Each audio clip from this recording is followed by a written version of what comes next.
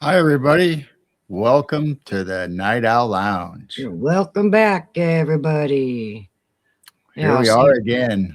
I was saying hi to people, and then I had to stop because we were getting ready to get on screen. That's what I was doing. Yeah. So I might as well do it this way. I see Midwest Night Watchers in chat.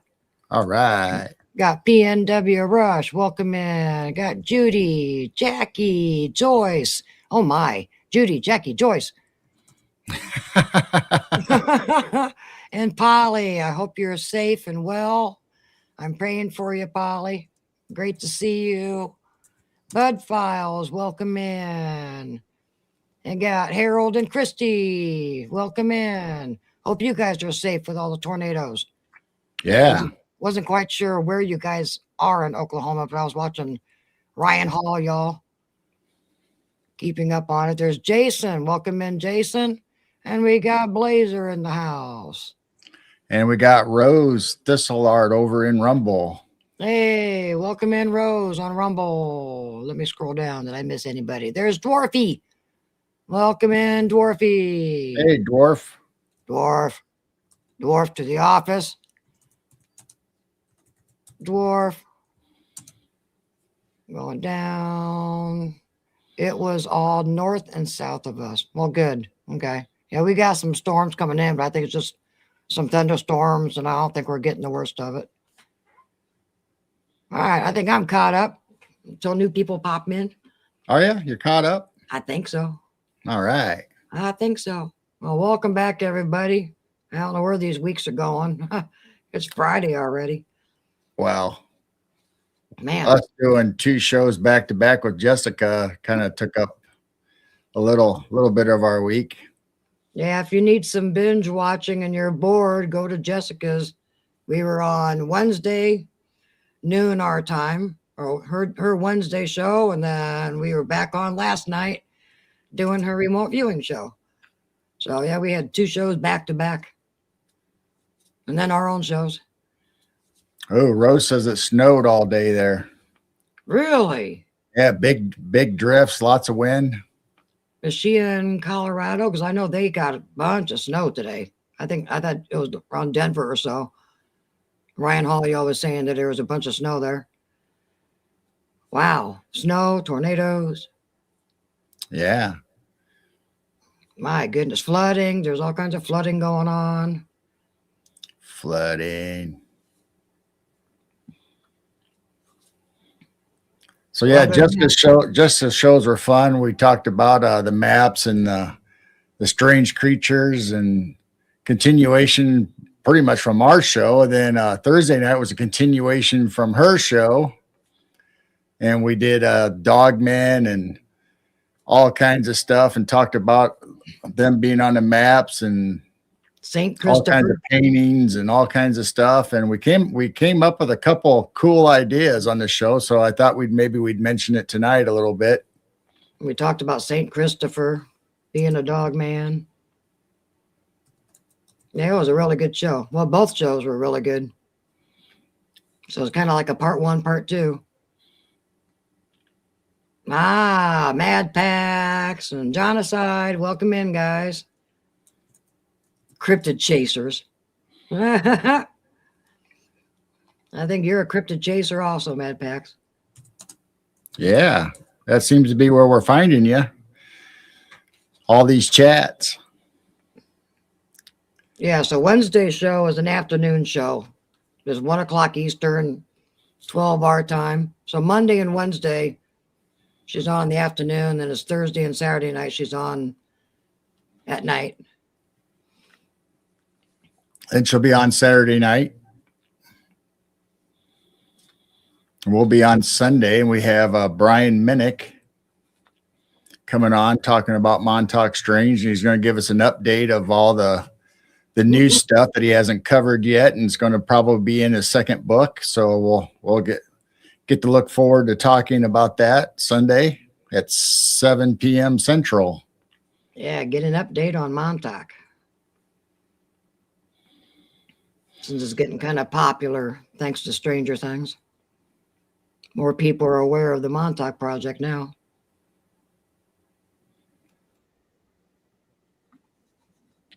So tonight, I thought we'd do I think we have a couple cryptid reports, and then I thought we'd hit the Dogman map again. Maybe if we either we'll continue with Illinois, or if somebody in chat sees something closer to their area or their state, we can pop those up and read those reports, or a couple of them. And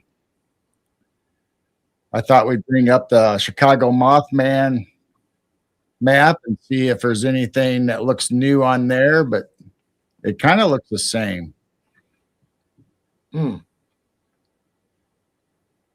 But they are spreading out. I see it's they added the ones down closer to Peoria and Champaign, and then there's they added a few in Indiana, around Indianapolis. So maybe we'll check those out. Oh my. I got my mothballs ready. Mothballs. Have to be a pretty big mothball to take care of this guy. That's funny. I mean, usually they report them as being 7 to 8 feet tall and huge wingspan. You'd have to have a lot of mothballs or some great big ones. Welcome in, Robin. And yes, everyone, change your roosters tomorrow night. Yeah. Even though ours crows 24/7. Yeah, everyone So change your clock.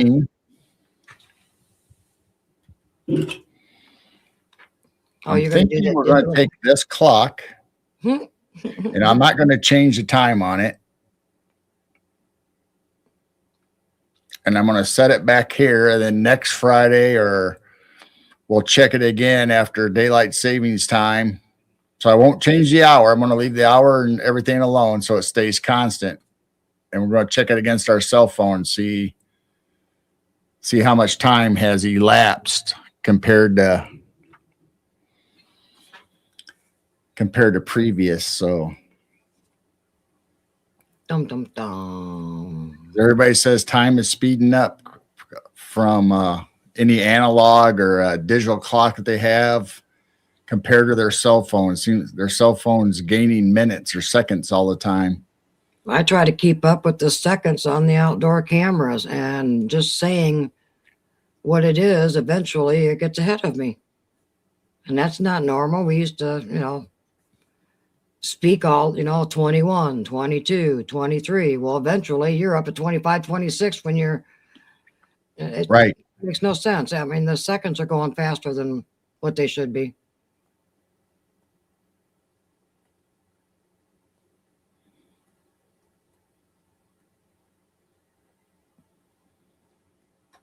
Everyone's talking about someone passing.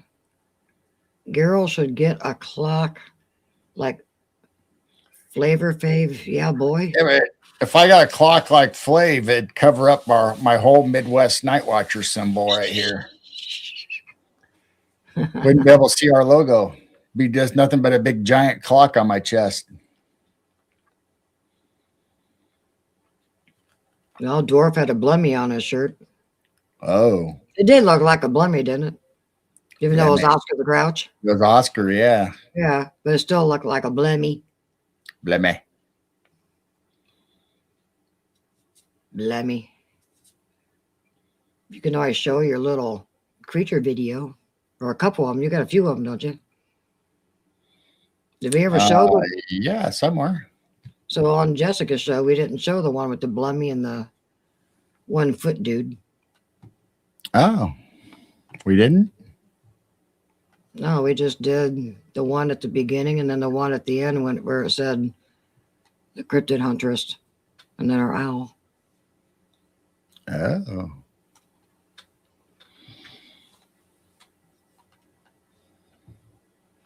So, well. So here is, let me see.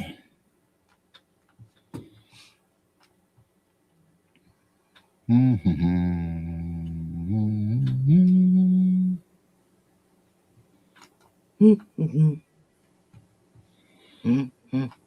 I lock up? No, you're moving. Wow. You're moving. So there is my image that I originally made for the show. Because those are the classical ones that are on the old world maps.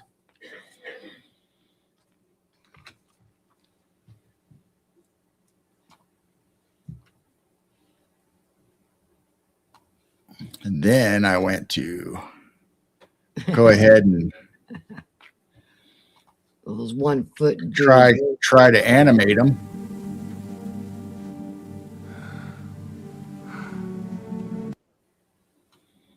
I don't know why the dog man's clapping. Just because of the way see how his hands are in the original right there. So they just added emotion to it. Oh, okay. That one is cool.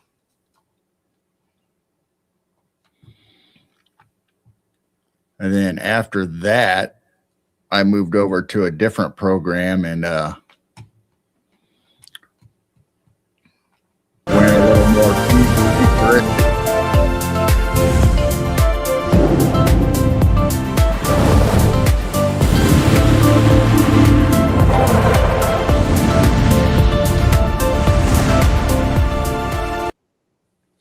That's so cool. So I just thought that was fun. It was a learning experience, having fun with it. Yeah, they kept wanting to add a head to the Blummy. Yeah.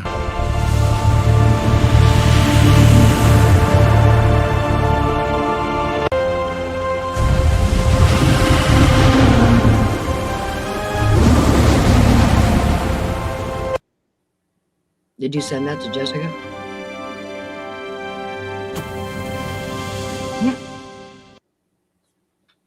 Yeah, we played it on her show, and I also sent it to her.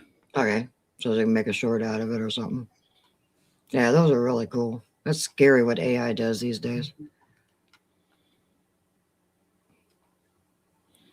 So that was fun playing with all that stuff, and I don't know how much more I'll be doing it, but I might do some for some shows here and there, or you never know. That's cool.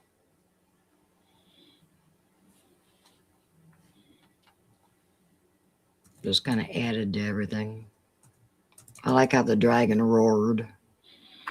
Yeah, they kind of add their own sounds to it. Yeah.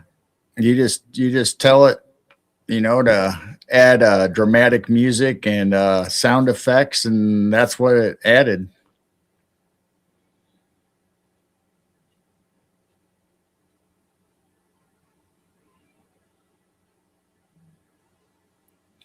So yeah, we can get into, maybe we can show a couple cryptid reports. We'll do the Dogman map and maybe hit the Chicago Mothman map, and then we also have what else was I going to say? There was something else I was going. Oh, I thought maybe since we did the creatures on Jessica's show, maybe we'll dive if we depending on how long we stay on tonight, we'll dive in a little deeper into the sea monsters. I got a few definitions for some of the sea monsters and a little clearer pictures. So maybe we can go over the sea monsters one at a time instead of search. We already searched around on a map to find them all. Now maybe we can label them. We'll have to see how the evening progresses or how the night goes. Ooh, that sounds creepy. Creepy. With creepy acres. Creepy acres. And I did not make our own pictures this week. Aww. Well, because I'm the AI generator that I'm using the free version of it, so it only gives you 10 seconds at a time, and it only lets you generate so many images. So doing the stuff for Jessica's shows and stuff previous, I used up all my free credits. So they told me to come back later and try again. So I guess I don't know if you got to wait 24 hours for it to reset or next week. I don't know what their rules are, but how much is it to buy it? I don't know. Well, I thought they'd be popping up ads. Oh, I'm sure. Come to the premium level. I'm sure it's probably like 10 or 20 bucks a month. And there's more than just like everything else. There's like the free version, which is still gives you a lot of good stuff because those videos and those images were made off of the free. But you just don't have the ability to edit it or make them longer or anything like that. Then eventually you run out. Like I said, you start making edits to everything and you start running out because they take away your credits every time you suggest something new to the image or video. But they put you in timeout. I think they have three levels. They have the free one, then the next step up, then there's a mid one, and there's a pro one, and the pro one I think is, I don't know, I want to say it's like $100 a month.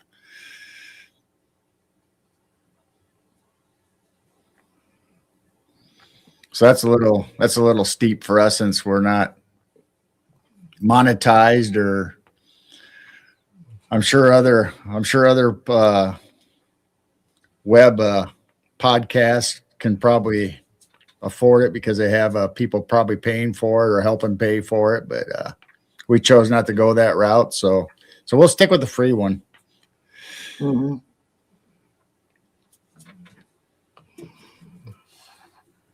besides, we're broke because of our new toy. Yeah, show them that. I am. No, we're not really broke, but we kind of saved up here and there and been wanting to get one of these.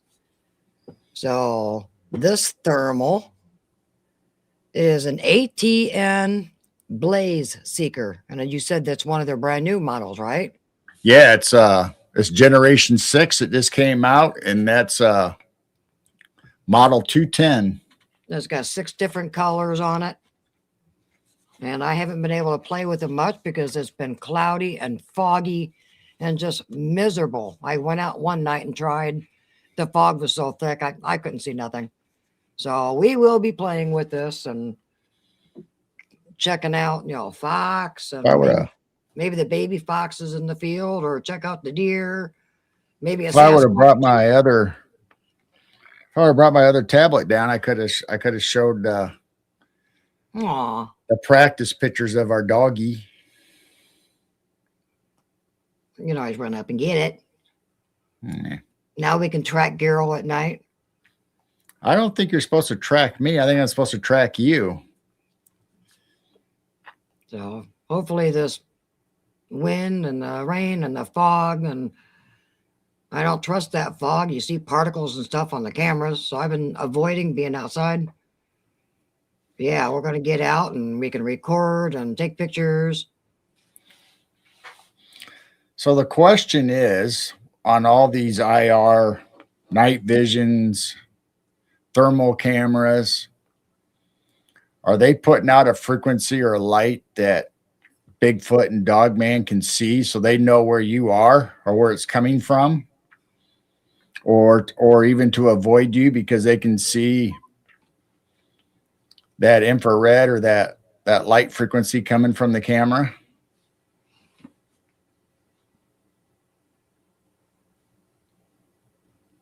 Well, if they even know when you're going out into the woods before you even get there, I think they spot us and watch us a lot sooner than what we think. So you would either have to be lucky and catch them off guard, or be so far away that maybe they can't detect it, or they want to be seen and let you use it and figure out, well, you're no threat. You're way out there. I'll let you go ahead. Yeah, and smell. I bet they can smell us and they sense us. They see us. I bet they've got, gifted eyes. Could you imagine how strong a detection for smell a dog man would have if our normal dogs have tremendous ability to smell and detect scents? Can you imagine how big a dog man would be able to detect the same thing, probably 10 times, 100 times, probably more sensitive? I don't know. These are just questions I think about.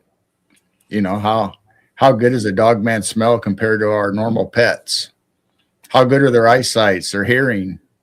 Depends on if they're natural or if they came from underground from our military domes. I bet those that it got really modified versus just a normal natural one. Right. I'm just saying, say it just a flesh and blood Bigfoot or dog man, not a super soldier, not a lab experiment. I would think just a 7-foot tall dog man. Hey, we have a question. What? Dwarf wants to know, does dog man live in dog ears? Oh. I don't know. No one's ever really said. I don't think they really know unless you have a relationship with one for many, many years. Just like Sasquatch, we really don't know if they live a couple hundred years or what. Good question. Good thought. And do they like Scooby snacks? Oh, I bet they do. Ooh, speaking of snacks, there's our possum. We had the skunk earlier. Oh, yeah? Yeah, I threw out a little bit of those goat treats that are licorice flavored, and I was kind of wondering if they'd say, hey, there's something new out here.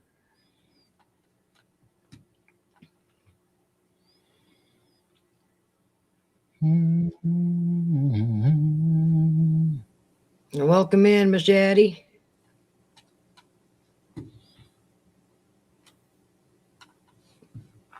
See, Mad Pax likes Scooby snacks. He does. Yeah.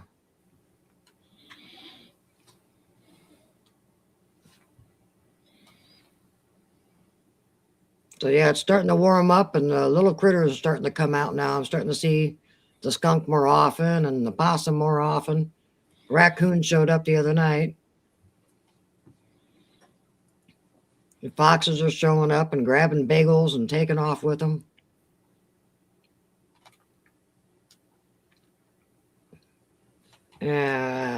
Welcome in, Mahala. Yes, Blazer, I threw out a handful of the goat treats tonight, and I was thinking that the possums and skunks and them would go, oh, something new. And of course, Blazer's Meow Mix. Does he not like? He must not like licorice. Already, and I haven't caught any mice here lately, so he's probably thinking, "Gosh darn it, where's all my mice jerky at?" He's on the hunt. He's on the move. Well, all right. We had some good snacks out there tonight. There he is behind the other. Well, he's moving down the second driveway. And I haven't seen the deer yet tonight either. All right. Well, we'll pop it back up if a fox or the deer show up. Other than that, we'll just do our normal stuff. A bear can smell food miles away. Mhm. Hi, Wendell. Hey, Wendell.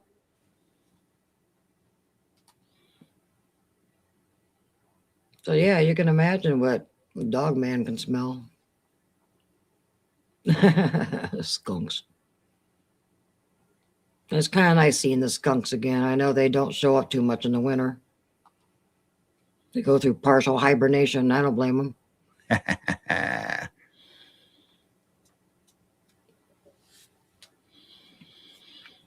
So what should we start with first?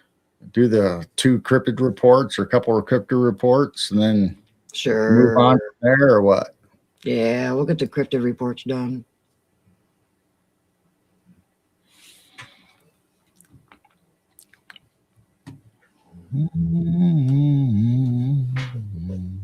At least we got a couple of them anyway. There's got to be. They just didn't have reports in the wintertime. Not a whole lot. Let's see. We're in March already. I know. Here in a little bit, it's going to be March 7th already. What the heck?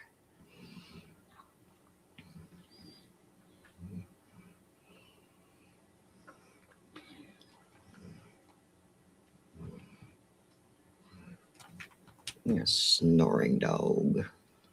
Got a snorer? Yeah, snoring dog. Yeah, she's out.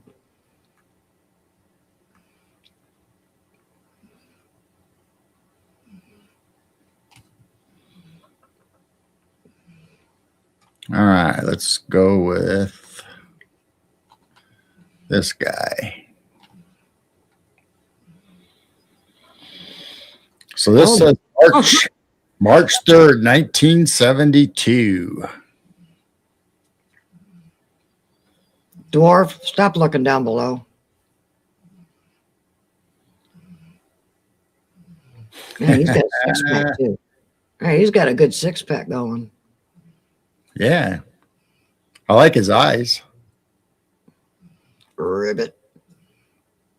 Doesn't look like any frog I ever caught as a kid. El Frogo. El Frogo? El Frogo. So this is 1972, March 3rd, Loveland, Ohio. So just by saying Loveland, Ohio, you should know what this is. Yeah. Or just by seeing the picture. Man. And we did we kind of covered that when we did the Mexico frog guy, and we covered Loveland a little bit with Jessica on one of her shows a month or 2 ago. Whenever that video surfaced about the giant frog lizard looking guy on top of that roof. So anyway, this says at 1 a.m., Loveland, Ohio, police officer Ray Shockey drives his patrol car down Riverside Road, East Kemper Road, which snakes along the banks of the Little Miami River. Icy conditions forced him to travel slowly as he nears Twitewee Road. He spots what he initially believes to be a dead or injured animal on the side of the road. Before the officer can react, it suddenly stands up on 2 legs and turns to face him. Illuminated in the patrol car's headlights stands a 3 to 4 foot tall, 60-pound bipedal creature with leathery skin, webbed hands and feet, and a frog or lizard-like face. Instantly, the bizarre beast bolts across the road, leaps over a guardrail, scrambles down the embankment, and plunges into the freezing waters of the Little Miami River. Unsure of what to do, Shockey returns to the police station and picks up a fellow officer, Mark Matthews. The two return to the scene to investigate, but find no evidence of the creature. Just some marks on the guardrails and scrapes along the shoreline leading down to the river. this wouldn't be the first or the last sighting of the Loveland's frogman. You'd think there would have been like three-toed prints or something, or a frog Right. somewhere. Yeah, Loveland, Ohio has a frogman conference pretty much every year. And they've had a few sightings around that area. Frogman. Frogman. Someone in chat said his legs weren't thick enough. He'd be thrown back. He had scrawny little legs. They gotta have good legs, because when we went out frog jigging all the time, because Dad liked frog legs. That's what, when he lived on the farm, his mom and dad always loved frog legs, so Dad loved frog legs. I didn't really care for them. They liked turtle. I didn't really care for turtle. Turtle was always too greasy and for me, but Mom and Dad loved it. Of course, they both grew up during the Depression or right after the Depression, and so I imagine they liked a lot of stuff that we probably wouldn't eat or like today. I'm sure they grew up on a farm where they didn't waste any food from anything butchered or killed or. Yeah, what'd they do with the rest of the frog? What's that? What'd they do with the rest of the frog if they just ate the legs? Boiled it in the soup. Ew. Got to have that broth, man. I've tried frog legs a couple times, but that was in a Chinese buffet restaurant.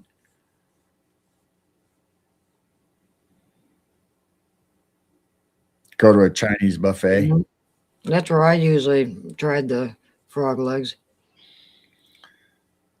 So I've had frog, and I've had, like I said, turtle, and we've had coon, we've had squirrel, rabbit, pheasant. Growing up hunting with Dad and my brother and our cousins, and you name it. Just be careful going to a Chinese buffet down south, because everything still has the eyeballs on it. That was funny. Yeah, it was. Freaked out our kids. Like, oh my God, everything has eyeballs. They're staring at find me. something that don't have eyeballs. It was in the sushi section, or the fit, where the fish was, that they still had the heads and eyes. Everything else was normal, like a Chinese restaurant should be. But they know we're in a different Chinese restaurant down south. People love the eyeballs. Of course, never had frog. But if I do, I'd prefer it in a tortilla and some hot sauce. Oh, that'd be a hot frog. Hot frog. Be like a frog in boiling water. Frog tacos. Whoa, frog tacos. Yeah, it tastes like chicken. When I was a kid, me and my brothers or sisters, but when they got older, it was just me going to Michigan by Grand Rapids. My aunt had an 80-acre farm, and one of the last before my mom and dad left me for the summer there, we went to they had a huge mall in Grand Rapids, and at that particular time, that weekend or whatever, they had a wild game thing going on in the mall. So they had all these tables set up, and all these people had home cooked things. So they had, possums and coons, and people had barbecue. And so I that day I tried alligator for the first time. I tried snake for the first time, chocolate covered crickets and ants. And believe it or not, just like he said, most of the meats, however those people prepared it, tasted like chicken. I mean, that was the closest thing that you can compare it to. Now, the whitefish tasted like, fish or white fish usually, but a lot of it tasted like chicken. It was unbelievable, no matter what you ate. But they had everything there. It was all kind. I mean, everything from buffalo to emu to you name it, they had it. Roadkill Cafe in Colorado. And welcome in Alan Robert. I've been calling you Alan this whole time, but the other night in a different chat, everyone called you Robert. So what are we supposed to call you? Alan or Robert? I'm guessing Robert. I think his name's Robert Allen. I think it's Robert Allen. Yeah, I've been calling him Alan this whole time. And then in chat the other night, everyone's saying Robert. I went, oh, oops. I've been calling him Alan. So welcome in. So here locally, close to Starved Rock, there's a little community, and they have a Burgoo festival. A who? Burgoo. And what that is as a native or a local, could be regional, but definitely local. It's basically when you have everybody over from the town or community, and everybody brings something, whether it's squirrel, possum, they just throw it in this big pot with potatoes and corn, and it's almost like a fish broil, but it's with all the local roadkill or hunt, if you hunted it or whatever, and that's what got tossed into the stew, and it's called burgoo. And I just found out the other day that other states or other towns also have it. So burgoo is just not, I just thought it was just our local thing and this by Starved Rock, but it's not. I think there's one in Indiana and maybe Michigan, but they're all called burgoo though. Buffalo is awesome. Yeah, we had buffalo burgers out in Montana. Well, that restaurant that opened up on our highway, they had bison burgers and all kinds of cool stuff.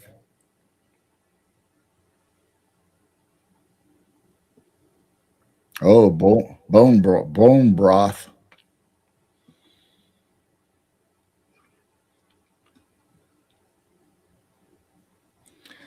All right, what we got? We got another one, right? Yeah. I think so. Today's what? The 6th. So this one's pretty close to that.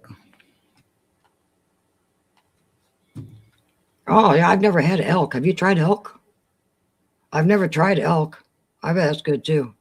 No, I have not tried elk. Yeah, Blazer said there's buffalo about 20-minute drive from where he's at, roaming free. What in the heck is that thing? I'm not sure. It's either like an octopus, squid looking thing. Big dwarfs had elk. Elk tastes like beef, but no fat. Yeah, they're good, but it can be greasy. Elk is great. Buffalo and bison and elk and all those. Even emu, it's kind of it's not a fatty meat. So if you cook it too long, it'll get tough and rubbery, so you got to really either do a quick sear, or you got to cook it really slow, but not for a long time. Otherwise it gets kind of undesirable unless you like well done and tough.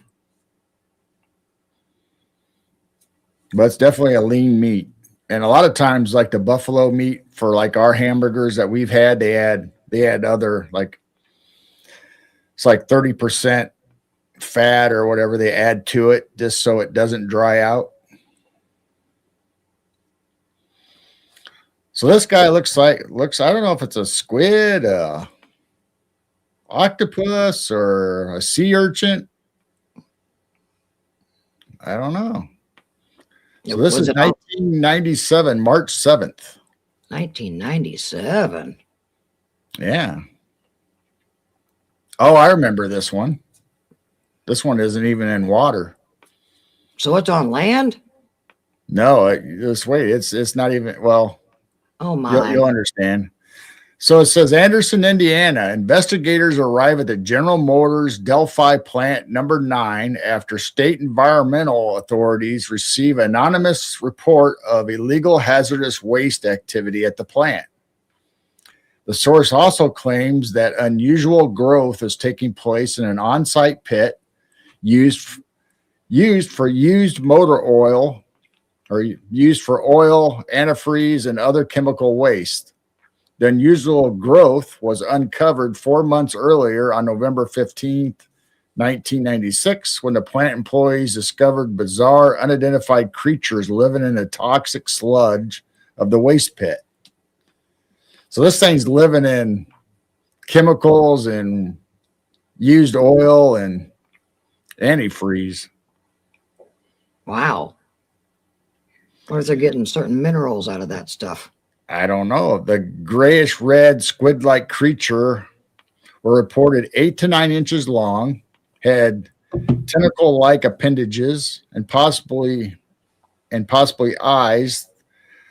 The startled plant workers put one of the creatures into a jar before cleaning up the facility. The investigators would find no signs of the creature, and the captured specimen had in the meantime vanished. While it would be easy to dismiss the story merely as a hoax, it may be mentioned that 37 years earlier, a similar creature was reported living in the abandoned cistern of a small family farm in Randolph County, only 48 miles away. Wow. So there is like little amoebas or single cell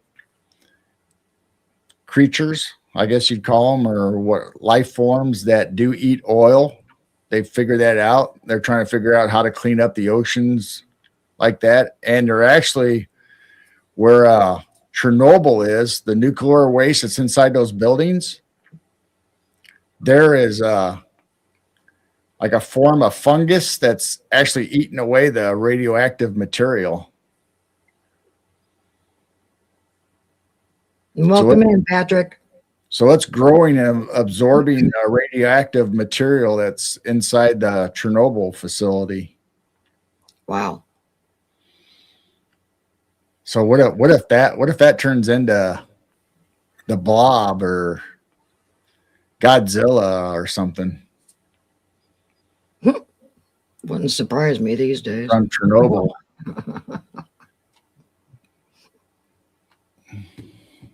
So we got that to look forward to, that someday we might have our own sea monster from Japan all the way to the US because of the Chernobyl. It was eating the nuclear waste. Good one, Mad Pax. Glowing mold man. We have a new cryptid. Yeah, I don't think we've had a mold man before. Mold man. Let alone glowing. Could you imagine that? Oh, buffalo jerky. I don't think we Now, tried Christopher Columbus reported seeing a green glow under the waters as he was sailing towards America. So could that have been something like what we're talking about, or could it have been a UFO, a USO that Christopher Columbus spotted under the water? Or, I mean, who knows? It never submerged. It was just glowing under the water. It just lit up the water. This eerie looking color is what he said in his journal. I want to try buffalo jerky. Buffalo jerky. That sounds good. Yeah, I like deer jerky. I bet buffalo jerky's good too.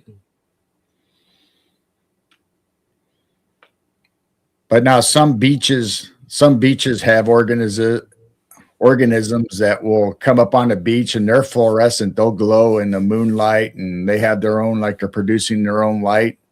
Real pretty pictures if you search for them online. This glows the whole beach. I've seen the ocean glowing while in the Navy. There you go.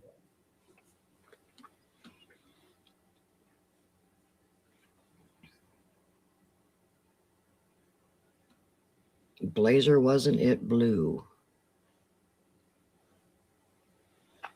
Yeah, you can find pictures online of the beaches glowing the waters, and because it's got that bioluminescence. I think it's algae or some kind of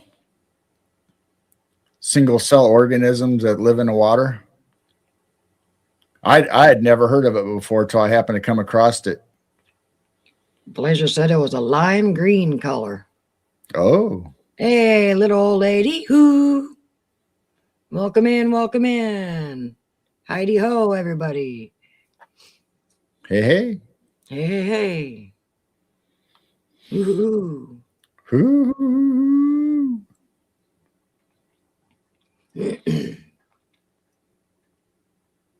So yeah, who knows what's out in the waters? I mean, we were talking about monsters and sea monsters on the old maps and stuff, and plenty of explorers have documented strange things in the water, let alone what we see on these maps, but in their journals and their logs on the ships. Just like Christopher Columbus saw the waters around his ship started glowing, and many other explorers report the same thing.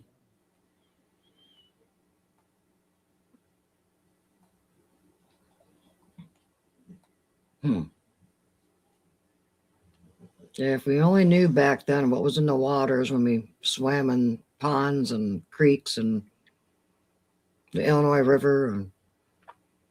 You got to be careful now. I mean, I know. You can get the flesh-eating bacteria now from certain waters, and that's not safe anymore.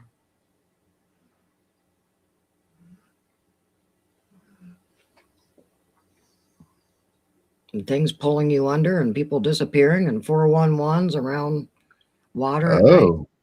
Creepy.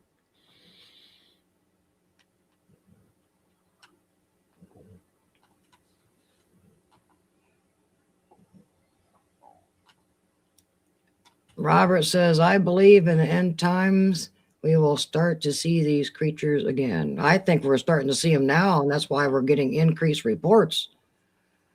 I think they're slowly coming up now. Right. But yeah, I had a feeling that they were going to be a part of like Satan's army. I do agree with you. It's going to be creatures that we've never seen before. Yeah, we think Wendigos and Pugwudgies and all those things are creepy. Like Mothman. Yeah, Mothman. Oh, this is a current. That's not. This is. I don't know. I don't think this tells you the last that it's been updated. That's still wild that there's so many reports around Chicago. So just looking at this, it says bat-like object, bat orange-eyed winged being, bat-winged humanoid, owl man. Does it show giant dates? Bat over Lake Michigan? Does it show dates on when the sightings are? This legend doesn't. I was hoping this legend would. I mean, it's look at all of them. I was hoping it would tell you. I was kind of hoping to, see if there's any current new reports of. So the only thing they do is they number them. So it goes from number 1, which was 8/22/2011. Hey, Jessica. Hi, Jessica. We're looking at a Mothman or Mothman map. Yeah. The tongue twister, Mothman map. We played the strange creature videos from the show we were on with you on your channel from Wednesday, and we talked about Thursday night show a little bit. So now we're looking at the Mothman map from Chicago. That's so wild. There's got to be a reason why there's more sightings up there. And it's not just the airport either. It's spread out. Bloomington. Bloomington's 183. Ah, that's the one that was at the college.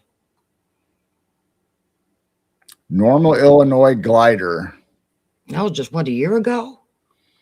Yeah, that was like a year ago. So Bloomington, Illinois is a big college town for us anyway. And some of the students, at least two that I know of, according to this report, were looking out their window, and the building across the quad from them, there was this dark shadow, and they couldn't figure out, they couldn't tell what it was. And there was evidently a light behind it or whatever. So that when it stood up, it appeared to be at least 7 feet tall. And then they thought maybe it was another student, or maybe a maintenance man on the roof, but this was late at night though, so it didn't make sense. But the students will go out on the roofs and smoke or do whatever they do. Well, when it stood up, they could tell how tall it was, or they assumed how tall it was from their being able to view it. And then they thought, well, like I said, they thought it was a maintenance man or another student or whatever. But then it spread its wings, and it had a huge wingspan. So then they knew this thing wasn't human, or they didn't think it was human anyway. Then they said they couldn't see any other details, but then it looked like all of a sudden there was two red glowing eyes. So whether it was looking in another direction or didn't have its eyes open, but then all of a sudden it did. And they reported that they didn't think that anything was shining in it. It wasn't eye shine. They thought it was self-illuminating. Then the next thing they know, it happened so fast. The next thing they know, it like leaped or jumped up, and it just went straight up in the air and disappeared. Yep, it just shot up. So that's the latest one, actually, I recall, unless there's been something new up around Chicago. Yeah, I don't know. Like I said, you'd have to sort through all these. Yeah, too bad it's not like the Bigfoot report and stuff, and it shows you new ones,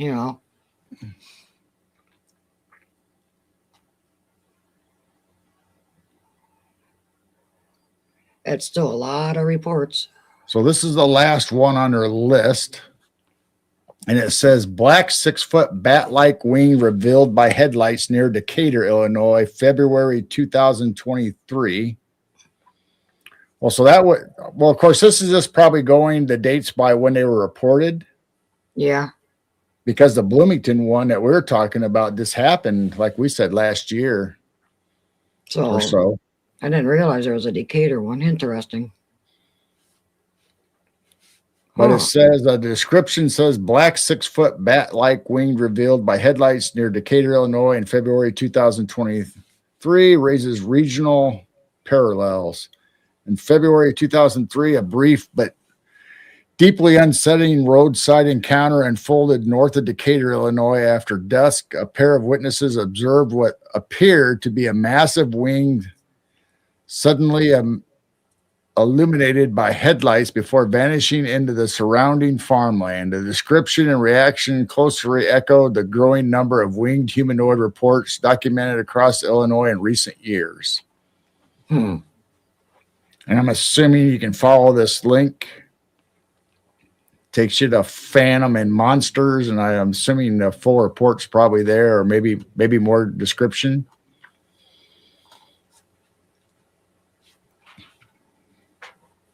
Wow, there's none down south at all, is there? Well, this is only Chicagoland, so they're not saying there isn't any other. There's been reports out west. There's been reports in Iowa of Mothman. So this is just Indiana. These are in Indiana. All right, so that makes sense. Just Chicago. So whether it's Bat Squatch or Mothman or Batman, there's so many different terms which could be the same. I'm Batman. Same thing. I'm Batman. I'm Batman.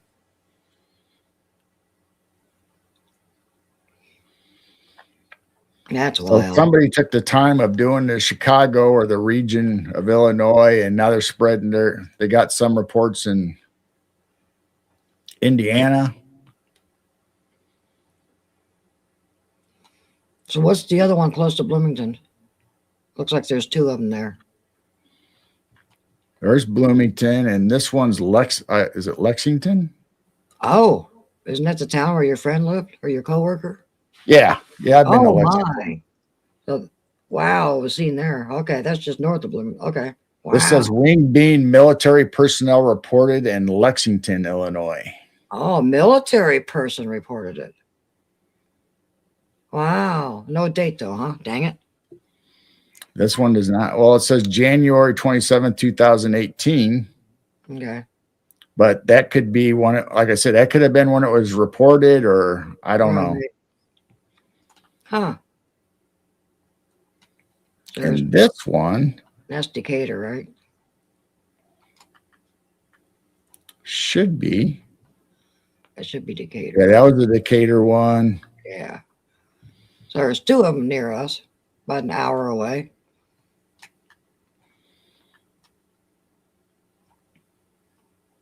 Wow. So then this one going straight north.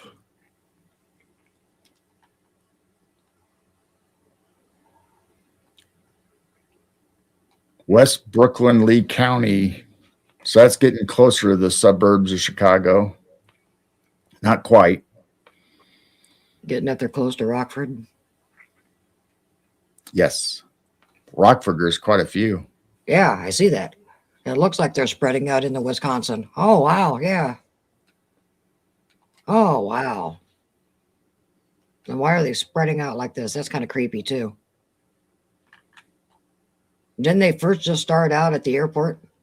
And then Yes, O'Hare. They started out everywhere around O'Hare. Yeah, and then they're spreading out. That's weird. But some of these, like I said, they're described as owlman, gargoyles, bat creatures. I mean, this winged humanoids. Man, are we going to start seeing flying gargoyles? Maybe. I mean, Flying some of these rippers? reports describe them as gargoyle looking, and not all of them are, not all of them are 7 feet tall. Right. Some of them are described as like being able to hide behind garbage cans. So they could be imps, they could be little gargoyles, they could be who knows. My. Just don't go outside at night, guys. So you can go to Google and you can find this map. I usually always have to, you think I would save it and have it somewhere, but I always have to Google Chicago Mothman map, and it always comes up.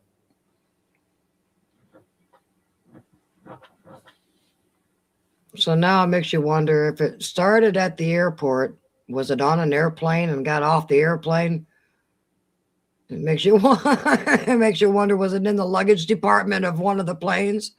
See, because of the original Mothman, where they say he's a omen or a harbinger. Yeah, harbinger. Yeah. Because the bridge collapsed. But as far as I know, in any of these other areas that he's been spotted or they say he's Mothman, there hasn't been anything bad necessarily happen. I mean, he was at Chicago O'Hare and there was no plane crashes or anything that I know of that was associated with this. And the same thing with Bloomington at the college. Nothing happened at the college. He was just decided to go check out the college kids, I guess. I don't know. Maybe he went to school there. Hi, Blue Cruise.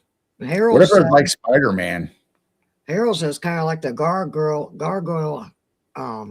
pick that I took here in Oklahoma. Oh, nice. Wow. So what if he was like I said, Spider-Man? What if he actually went to school there and can change into Mothman or a winged humanoid?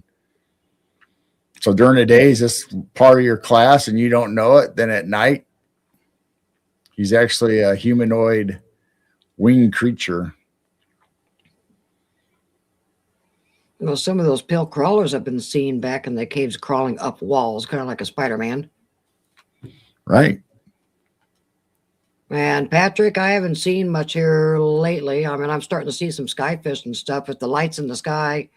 We've been really cloudy, and I haven't seen anything quite yet. last year when I started seeing some of the weird lights up north was around April. So I am kind of keeping an eye on the skies, but here lately it's been foggy and cloudy and gross. Yeah, it's been pretty. I mean, as the weather, we're getting unseasonably warm weather. We were in the 70s today, but it was also stormy and rainy and foggy mist, like Jane was talking about. So makes it kind of bad for cameras. Mm-hmm. And the camera we were using last year is the one that kind of croaked on us, and we need to replace it. The one that's up there doesn't show as many stars as the newer model. So we'll get that one replaced and we'll start doing some sky watching. Yeah, we don't have any tornadoes around here, but we do got some storms rolling in like 1, 2 o'clock in the morning. Yeah, Michigan and some of the other areas got hit pretty hard, but we did not. At least not our area. Yeah, I don't know about any. Michigan actually had some deaths. And I guess some neighborhoods were just 100% gone. And they were checking houses and stuff. So, yeah, there is some casualties with the one up in Michigan this afternoon. But most of them were like Kansas, Oklahoma, heading into Iowa. But I don't think we're in the spot of the worst storms.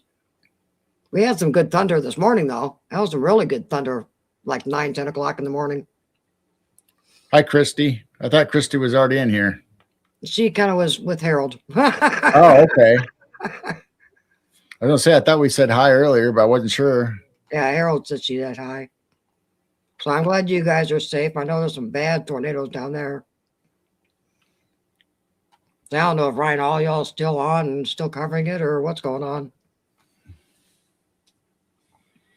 I lost track. They said it was like 10 tornadoes this afternoon. I went, oh my gosh. You know, it used to be 10 tornadoes during the whole season. Now we get it in one day. Right. So here, we showed it last week. There's a Dogman report. There is getting more and more reports. So this is covering multiple continents and countries. Wow. Up in Canada. I swear it seems like there's more Dogman reports than Sasquatch these days. That's a lot of them. So we started in Illinois. Once again, Wow. Peoria, Springfield. We checked those out. And isn't it kind of strange that we got Dogman reports up in Chicago, just like we have the Mothman? Definitely up in Michigan. Michigan's a good Dogman area. And Wisconsin is too, yeah.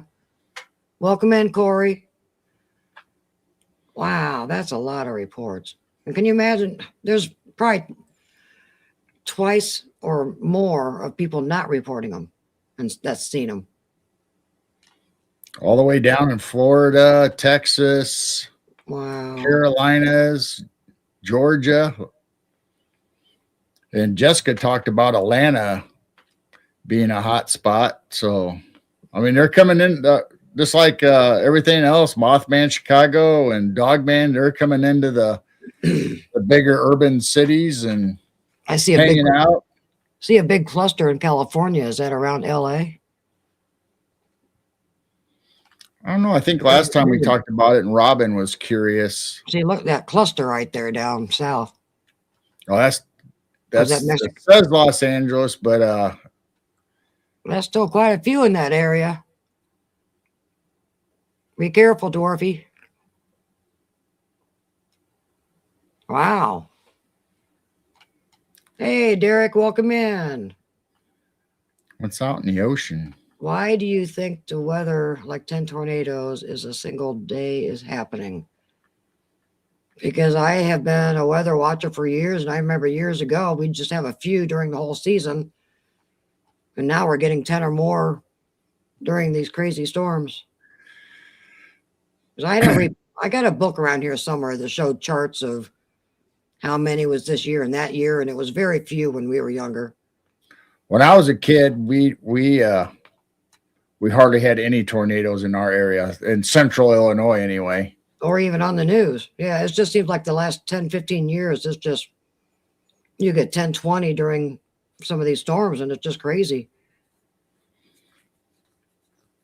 The worst tornado I was ever in was in Iowa when I was a kid, and it was a mile wide and almost sucked my dad into it.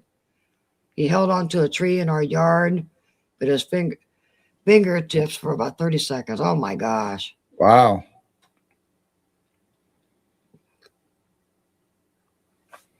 So I just been kind of noticing as the older I get, it seems like there's a lot more tornadoes that are happening.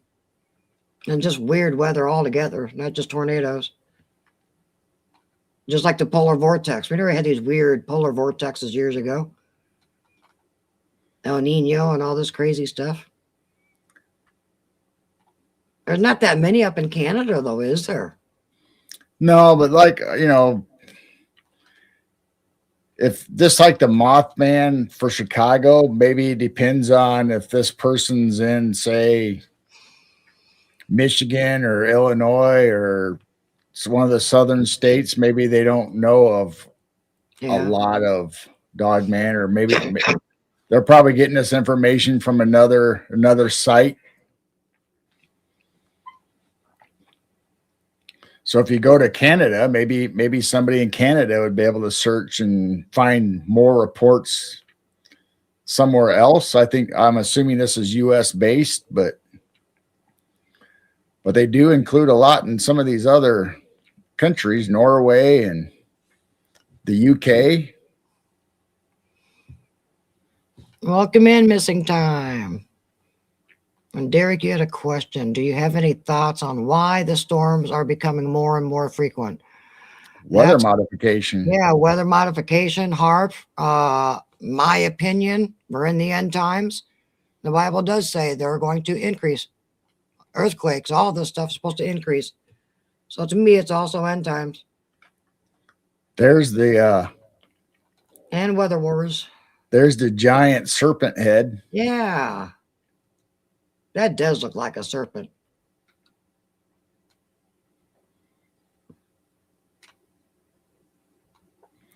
So on the old maps that we show, a lot of them, South America and Antarctica was connected. Mm-hmm. So this big serpent head was not there. And these two tips, whether it's this little section right here or this tip, touched up here. And I still say if that's a warm climate, what is Antarctica instant ice? I'm not buying it. I think they're whiting it out.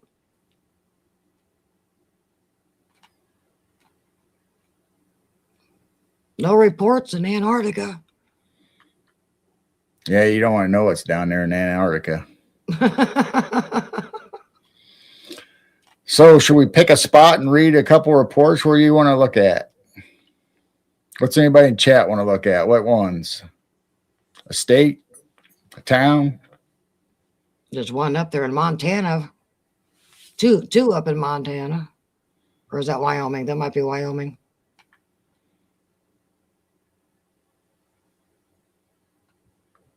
Red Lodge?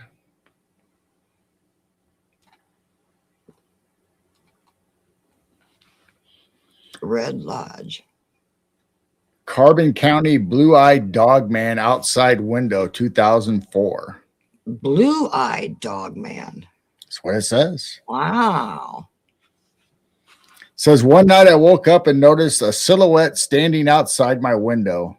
My eyes focused and I saw that it had a furry outline and these frost blue eyes. So it's frost blue eyes. Wow. It was using to look at me. I sat up in bed, frightened, but I didn't feel the need to yell for my parents or anything. It just kind of stared at me. While looking at it, I saw that it had pointed ears and tufts of fur like lynx have and a muzzle like a German shepherd. It was fairly muscular and was almost resting on my windowsill like it was leaning up against it. We stared at each other for a good couple of minutes. Then it smiled at me like a dog does, even tilted its head. And then it backed away from my window and walked across the yard to our chain link fence, literally stepped over it Wow. I got out of bed to watch this thing as it got down on all fours and ran down the road and across the highway. Listening, I heard it yip and bark while on the other side, which was prairie with a butte and then forest. It was almost like it was calling to others. So that was 2004 in Carbon County.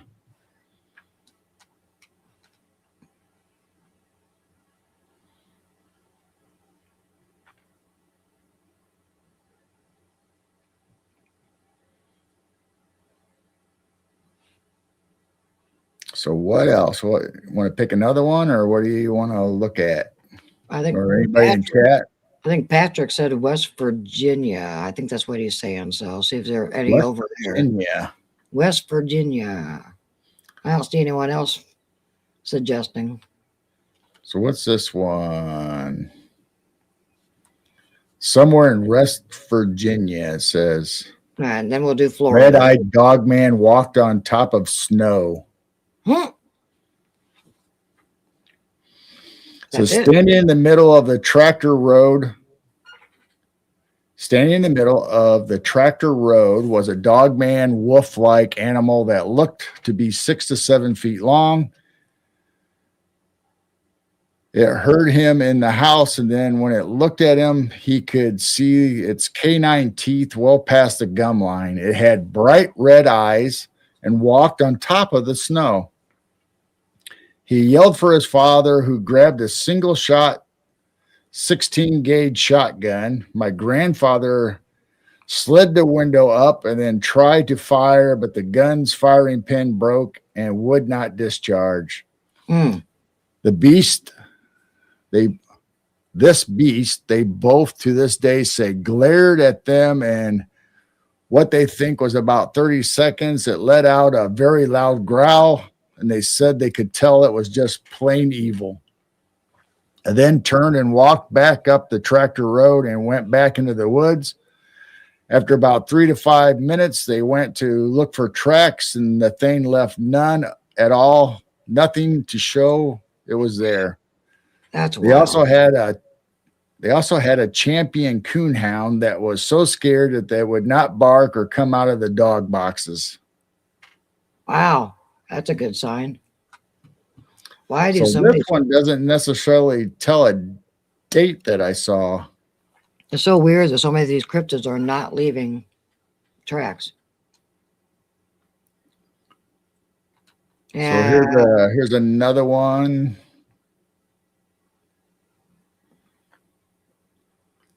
Somewhere in West Virginia, moonshiner chased and attacked by a werewolf. A moonshiner? That's what it says. I have a story. It's a story that my grandfather used to tell us when we were kids. He was in the Korean War and World War II, so he has seen it all. Well, he grew up in West Virginia and always told us a story when we were kids, and I always believed it. Him and his brother were involved in illegal activities. They were moonshiners. Well, they were crossing the New River one time, and a big black creature was upon them, was up on 2 legs. And Grandpa always said this, that when he saw it, it stooped down and it ran like feral, like it was on all fours, and it chased him to their truck, and it ripped the door open and grabbed him by the arm and tore his arm out of the socket. Jeez. His brother pulled a .357 out and shot the creature off of the truck, and they drove off. His story has never changed. He's just passed away about a year ago, and the striking thing is I took him to go see the new movie, The Wolfman, and they were in the theaters, and he transformed. When he transformed and he sees the creature up on 2 legs, and then it gets down on all fours and he chases people, he nudged me and said, "Hey, Ben, that's exactly what I saw."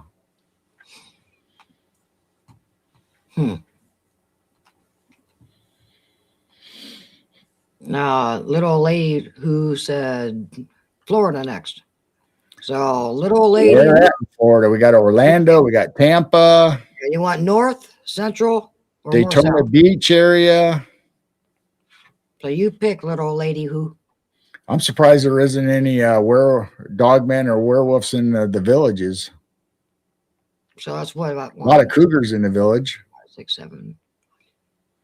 There's like 8 or 9 reports. She said southwest. Southwest. Yeah, do the very bottom one down there then. Start with that one. Yeah.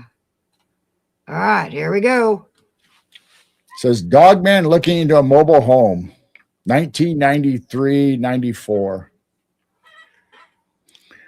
I noticed breathing fogging up the window. Then I saw red glowing eyes. I immediately fell to the floor, and crawling up to the adjacent window, I saw a giant wolf looking into the window. He seemed to be looking at my Doberman, who was frozen in the kitchen. I don't think it saw me through the fog. Must have been around 600 pounds, hard to say. I was only 2 feet away and could see saliva dripping from the mouth. Ew. My window was 3.5 feet off the ground, and I had a planter over 2 feet wide in the front of the trailer, so it would have been hard for anything to see in the window. After my eyes adjusted to the dark, I could see its shoulders maybe 4 feet across. I totally panicked. Thought for sure it would try to get in. Thankfully, it left. I didn't tell anyone about it for 10 years. I was afraid it would come back. The one I saw had a very long, flat snout, black with a touch of gray, covered in green swamp water. It was panting as if it had been running a long way. Huge teeth, pointed ears on top of its head, and that was tattered from frostbite with little tufts on the top. It happened before Christmas 1993 to 1994.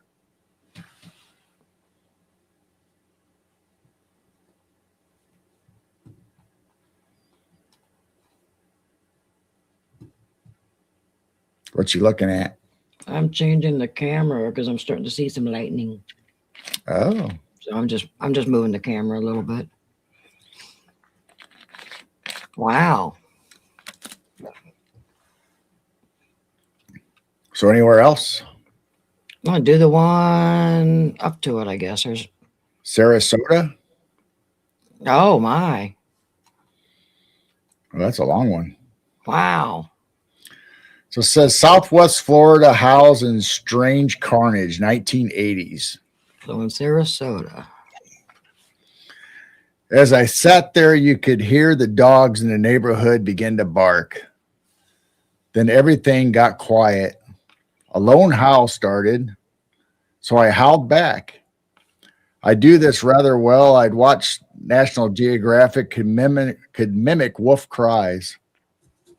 Anyway, this went on for about 5 minutes. Each time the howl from the other ended up getting closer.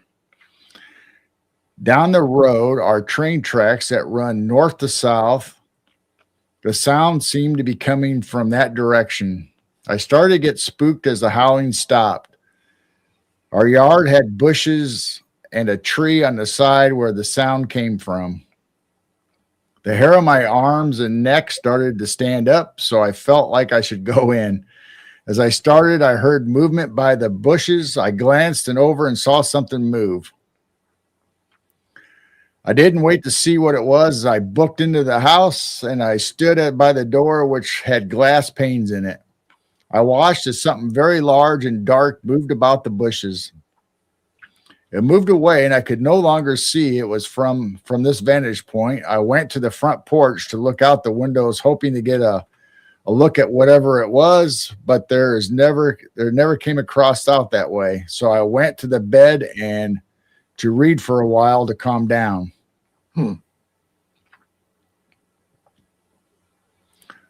About less than an hour later, my brother came home. He came into my room and as white as paper. He was shaking all over, his eyes the size of saucers. I asked him if he was okay. Now, my brother is a sort that has the as an explanation for anything unusual, and he is a big guy. So for him to be in this state was not normal. He said, I need you to come with me right now. I'll explain when we get into the truck. I was still dressed, so I got up and went with him. When we got outside, I asked what's going on. He told me there was something in the road by the tracks he needed to show me. I was not happy about that, and I just had my own experience with something from that way. As he got there, it looked as if something had exploded all over the road. There was blood everywhere, as if something was mowed down in that spot, but there was no body parts anywhere. My brother related that he had seen coming down the road. My brother related then what he had seen coming down the road. I was coming home and I got closer to the tracks. There was a huge thing lying in the road. I thought it must have been a Mastiff or a Great Dane in the road. But as I pulled up to it, it didn't look like a dog I'd ever seen. It was hairy. It had a head and a nose that was twice the size of a dog. The body wasn't a dog, just dog-like, but much, much bigger. It was all over the place, and there was one arm on the road, not dog, a human arm. There was no trace of anything when we got there, and the only minutes it took to us to get there, I said to get the hell out of here, and now we went back home. I told him that I experienced just before he got home. A couple of days later, my sister came to me, and she said she'd seen a large dog prowling around that night. Wow. So that was Southwest Florida howls and strange carnage in 1980s. All right. So where we go now? Looks like there's quite a few in Oklahoma or Colorado or where. There's quite a few over there. Huh. I don't know. Just not that many on the far west coast. Too hot.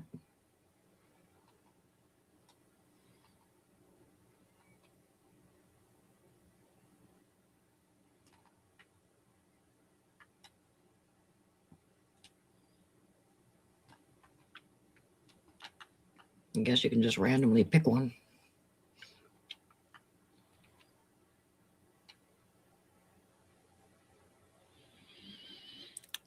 Yeah.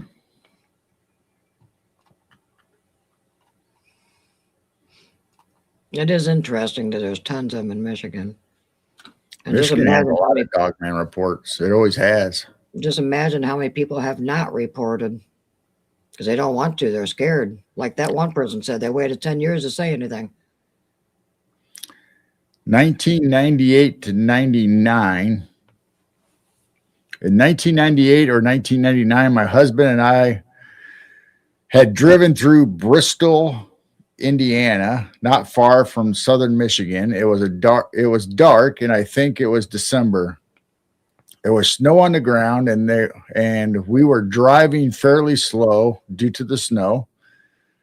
Off to the right side of the road, in the distance, I saw an animal standing near the side of the road. It was looking at us as we drove closer. As we got closer, we could see it was smaller than a cow or horse, but it was bigger than a dog. It was not a deer or a bear. Its eyes reflected as we got closer. We could see it was dark in color. It appeared the back legs were shorter than the front. When we were almost upon it, it turned and walked away.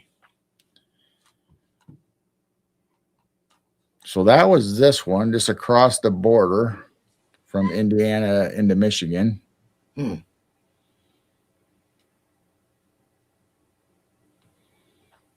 Looks like there's reports actually in Chicago of Dogman too. That's interesting. That's actually in. Yeah, look at all those actually in the city. Why is this one pink? Wow. Possible dogman tried to steal child twice, 1857.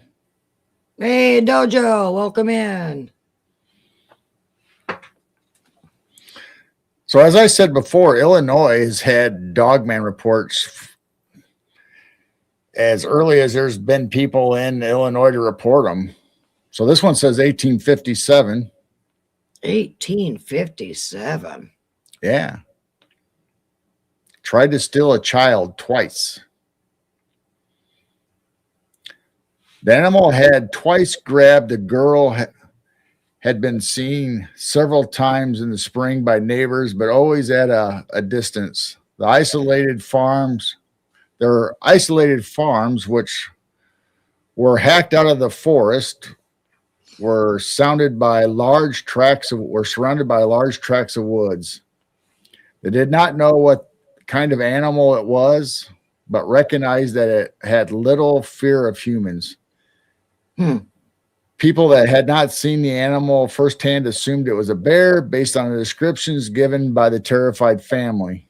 Eyewitnesses did not identify it as a bear. However, furthermore, Murphy's letter to his brother implied that the creature grabbed the girl up in the arms rather than by its mouth. The neighborhood was both alarmed and agitated by the event. Subsequently, a large party of determined township men hurried for the creature beginning on Wednesday, May 27th, looking for its lair, but did not meet with any success. Wow. So I'm assuming the pink ones must be really, this says 1869. Wow. Ferocious beasts attacked large farm dogs. So that's November 5th, 1869. So the pink ones must be really. So how many pink reports are there on this map? So being in the 1800s, that really wasn't full suburban like it is now. No. That When my great-great-grandfather moved to Illinois, it was 1850. And there was tons of woods. There wasn't very many huge cities, or they haven't expanded yet. So there was tons of forest and woods. And no, we're thinking pink means like 1800s and really old, not just for a child. I think it's just old reports, but now I'm not seeing any other pink ones, just those two right there in Illinois. Okay. So I don't know. Because I looked up reports in Illinois, and there was quite a few of them, especially getting up towards Wisconsin. Yeah. There was quite a few werewolf reports and dogman reports. There's quite a few up there. Any up there by Heidi? Oh, there's a couple up there. Because she lives somewhere on the little thumb island thing there, right there. There's two of them. Uh-oh. Dum, dum, dum. Well, that's Green Bay. That's Green Bay. These two. So none on the really. So Green Bay's right here. Oh, okay. So it's in Green Bay, not the little island area. So she's there somewhere. It's not really the All right. peninsula. All right. Heidi's safe.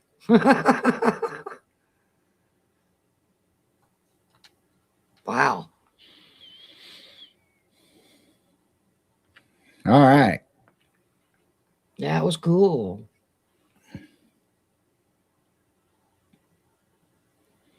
So yeah, if you're bored and need something to do, man, it'd take you hours to go through all those reports. Yeah, you can sit here and read all these reports if you'd like. Yeah.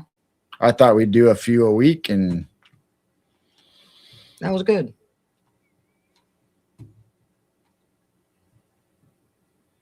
So what's everybody in chat saying? Since I was reading, I wasn't able to see everything in chat. Not much. The chat's kind of slowing down a little. Slowing down. Yeah. I mean, we got 35 in here, but not so many people are talking. They must be snacking or eating popcorn or something. Looking for werewolves. Looking for werewolves.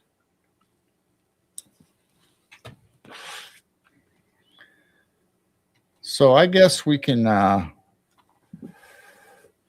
let's see if we can on Jessica's show and our show we've been showing sea monsters and old world maps, and so I thought we could go ahead and let's see.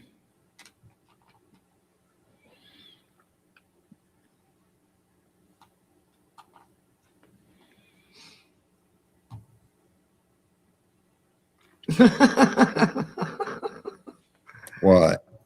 Harold and Christy are folding laundry. All right. Dojo worked all day and is fighting his eyelids. I understand. PNW is working on videos. Videos? Missing Time says, how'd you know I had a snack? Was it a Scooby snack?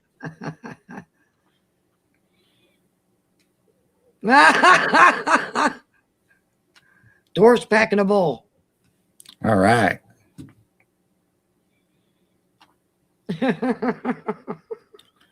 So here is a depiction of some of the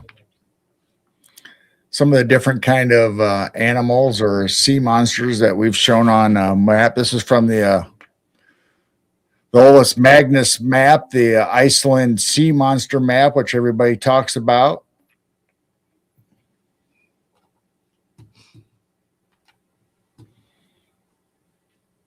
What do we know about New Orleans?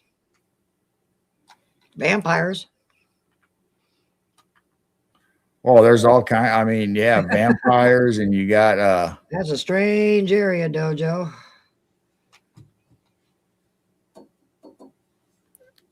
What was that? Saint Germain that they said was seen down there? And Count Saint Germain was right there. I think it was Bourbon Street. Anyways, he supposedly has showed up through all kinds of centuries and different historical events. So they speculate that he is either like a time traveler or possibly a vampire that lives very long periods of time. So we had covered Count Germain, but there's a lot of strange stuff about him, and he's been spotted in New Orleans several different times, and it's just a weird feeling down there. We went down there once and it was different. And that was during the day. yeah. So if you go down there and go in some of the sections of New Orleans, you probably shouldn't go at night, and you probably shouldn't do it alone. But there's all kinds of, I don't know. I mean, everybody probably knows how mysterious New Orleans can be, and a lot of spell crafting and yeah, witches, zombies, vampires, probably werewolves, other creatures, who knows.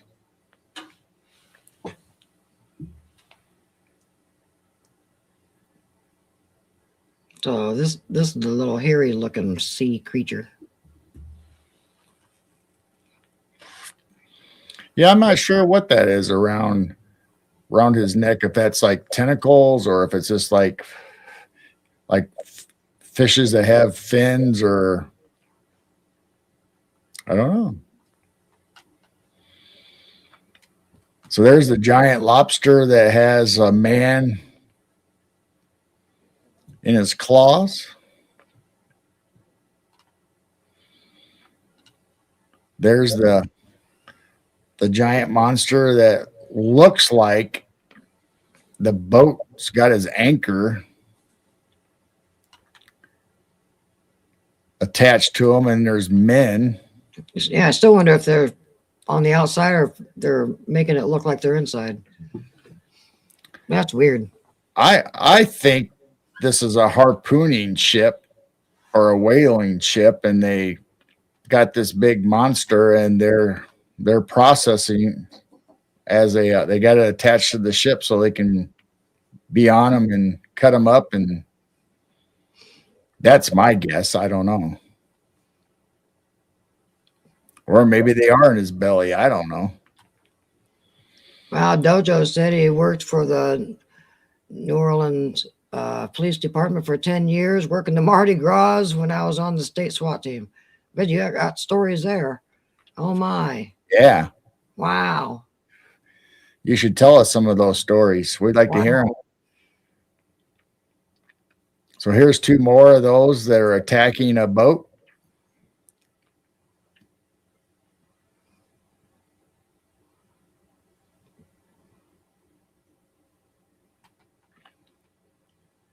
Please. That thing must Here's a big serpent that's attacking the people on the boat, and maybe that's the thing that we see down there by South Africa. Oh, but it's about that long. I mean, that looks more like a sea dragon than a snake. Right.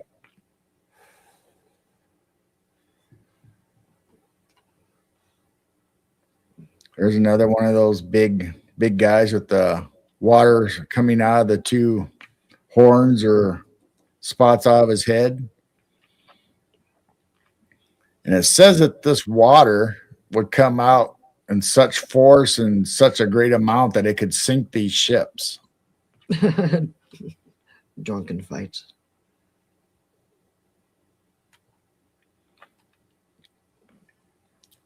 And this thing has like eyes or something on its side. It does look like 3 eyes.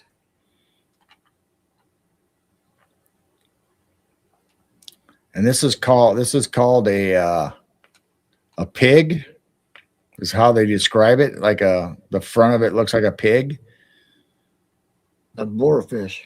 And it has they say it has 2 horns. These half crescent moon horns, they say in the description.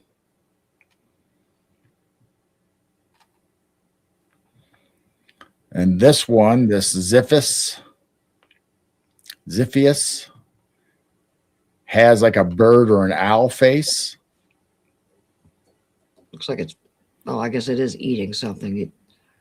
Yep, and this guy looks like he's trying to get the owl. There's that guy again. So there's the map. And you can find all these things on this map.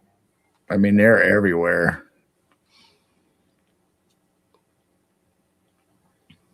All over this map, there's creatures and people, and we went through it that one night, all the stuff on land.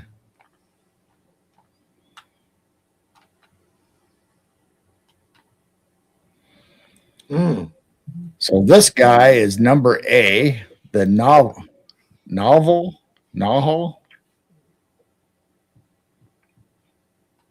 Man, I bet that hurt when he poked you.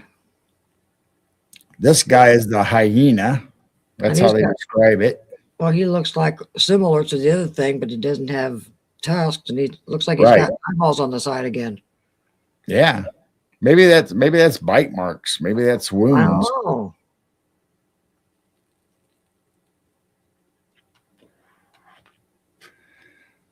So here it has the hyena. This is the hyena in the left center of the map off the west coast of Iceland. The text describes the hyena reads as follows. The hyena, or sea hog, is a monstrous kind of fish about which you may read in the 21st book of Olaus Magnus. So Olaus Magnus writes that it has a pig's head with a crescent moon on the back, 4 dragon's feet, a pair of eyes in its loins on each side, a third on its belly. A sea hog. And I don't know what bifurcated tail of a normal fish. Also, it means it's split off and has 2 fins at the end like a fish. He goes on to state that certainly the sea pig knows all about the art of plundering and atrocious savagery, and it becomes even fiercer when this with the seal as a friend and accomplish it molests all kinds of prey. There is no known counterpart to the sea hyena in the world. It is clearly an imagined monster. So that's what this guy is saying. That obviously this is an imagined monster, but Olus Magnus believes that it was real, and he described it as being a real.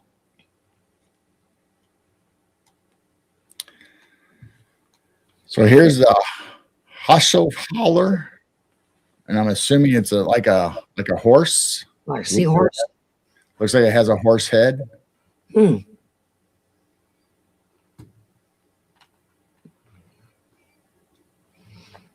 So this says it's much as a seahorse. I guess I kept most of the article off. I don't know why I did that. Uh-oh. So this describes this as the largest kind of whale because they didn't really give it a name. Oh, wow. Almost had a possum head. Man, these things have weird combinations. Right. That looks like a possum head. It's a possum fish. Wow. So this last time we looked at this guy, I said it looked like a stingray or something, but it looks like it has a dragon head. Yeah. And the fins look like they're dragons instead of a stingray.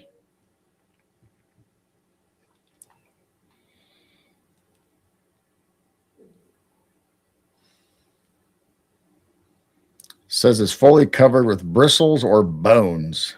Oh. This guy is a steeper Jeez. reader.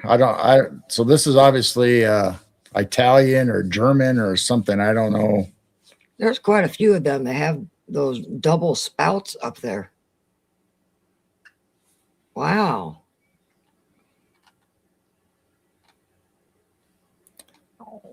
Now this guy's describing it as a most gentle kind of whale.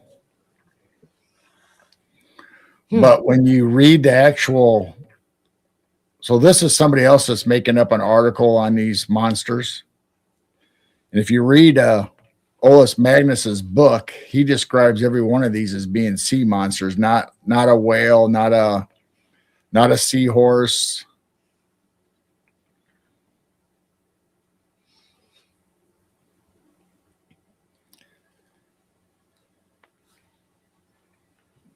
So this is talking about the I think monstrous fish. This is Olus Magnus wrote, "Now I shall revive the memory of a monstrous hog that was found afterwards, 1537, in the same German Ocean, as it was a monster in every part of it. Wow. For it had a hog's head and a quarter of a circle like the moon, the hinder part of its head, 4 feet like dragons, 2 eyes on both sides of its loins, a third on its belly, inkling towards his navel. Behind it had a forked tail like to other fish commonly." So then it goes on, talks about Olus and how he grew up and where he came from.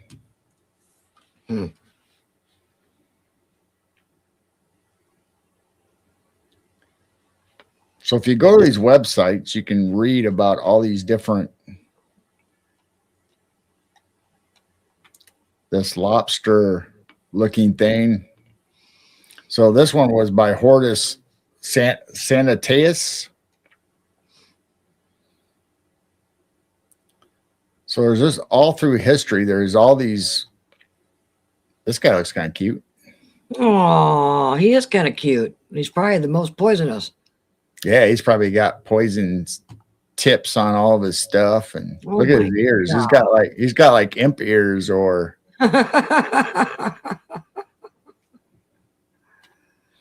Oh my gosh.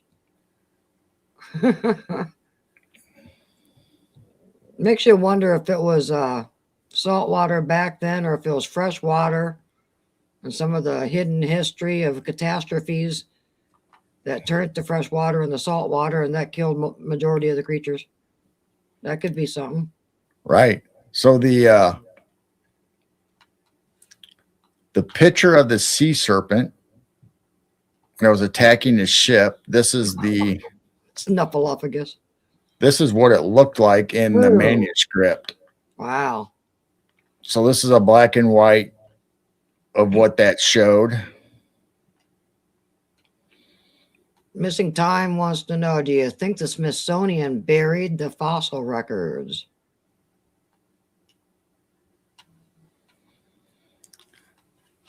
Yeah, I don't know. They could have. Them or the Vatican, who knows?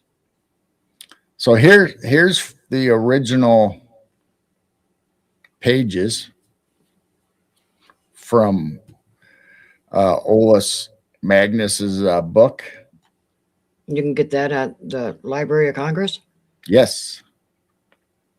You guys can look all this stuff up yourself. There's all kinds of things in the Library of Congress. Old books, old pictures. So if you read through this, if you know whatever language Olaus wrote in, or I'm assuming whatever Iceland, whatever their language is, I don't know if it's Nordic or. So here's some of the original. So he had that map of the world, but he also wrote a book about all these creatures and animals and people. Wow. So you can go through there, and supposedly those articles I was showing you, somebody translated what they were saying, but I don't know if it's 100% or they were just giving their brief explanation. But this is what this picture looked like. So Olaus, obviously, I mean, if these things are sinking ships and killing people, I mean, obviously these were sea monsters he was talking about, not a friendly whale or a seahorse that we know of. Now, this is just my opinion, but I can't imagine why he would draw these things being this monstrous and sinking ships. And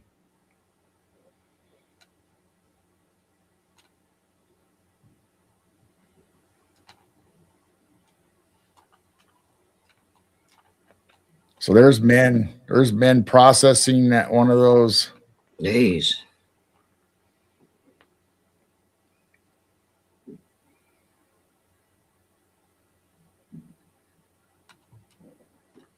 He's got some pretty big fangs on this guy.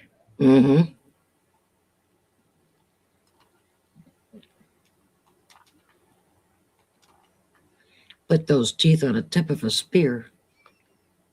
So this looks like a dinosaur that has all the spikes around the back of its head.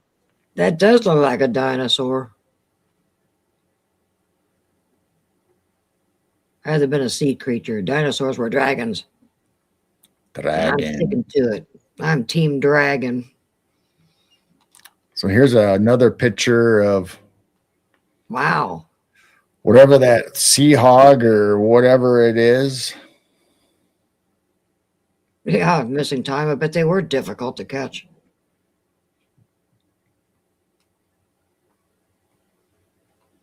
Then there's the drawing. He's got that guy in the mouth. So he's taking that guy from the ship and he's holding on to the rigging or the ropes for the masts, trying to hang on, but I don't think it was going to do him any good. Mad Pax. What if you run into a giant anteater? Run! So yeah, you can download the whole PDF of this, and it'll talk about the different people, the different lands. It'll talk about the sea monsters, and it'll have the inscriptions, and it has all kinds of cool, weird stuff. But like I said, you can always just go and get the map itself and do like what we did and have done many times and just get a good copy of it and go through and check out all the weird animals and people. And Robin, I was thinking the same thing about the details of the drawings back then.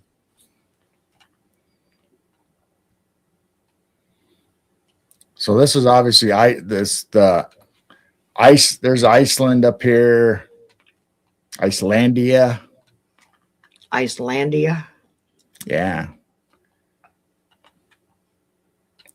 Then here's Scandia, which would be like Scandinavia, I believe. And I think, you can just go through this map. I mean, we go through it over and over and look at all different kind of weird Snakes. Weird stuff. Welcome in, Latro. Got Hey, another Texan in the house.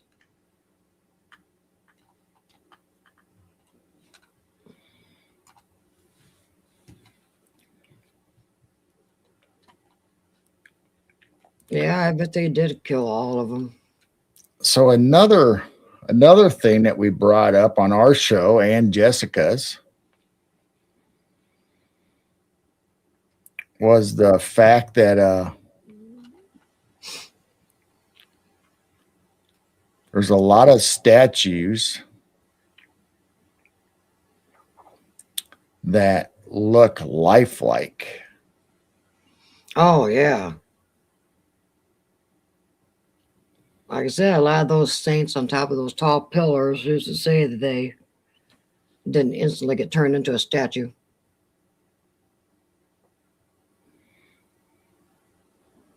All kinds of hidden history, huh?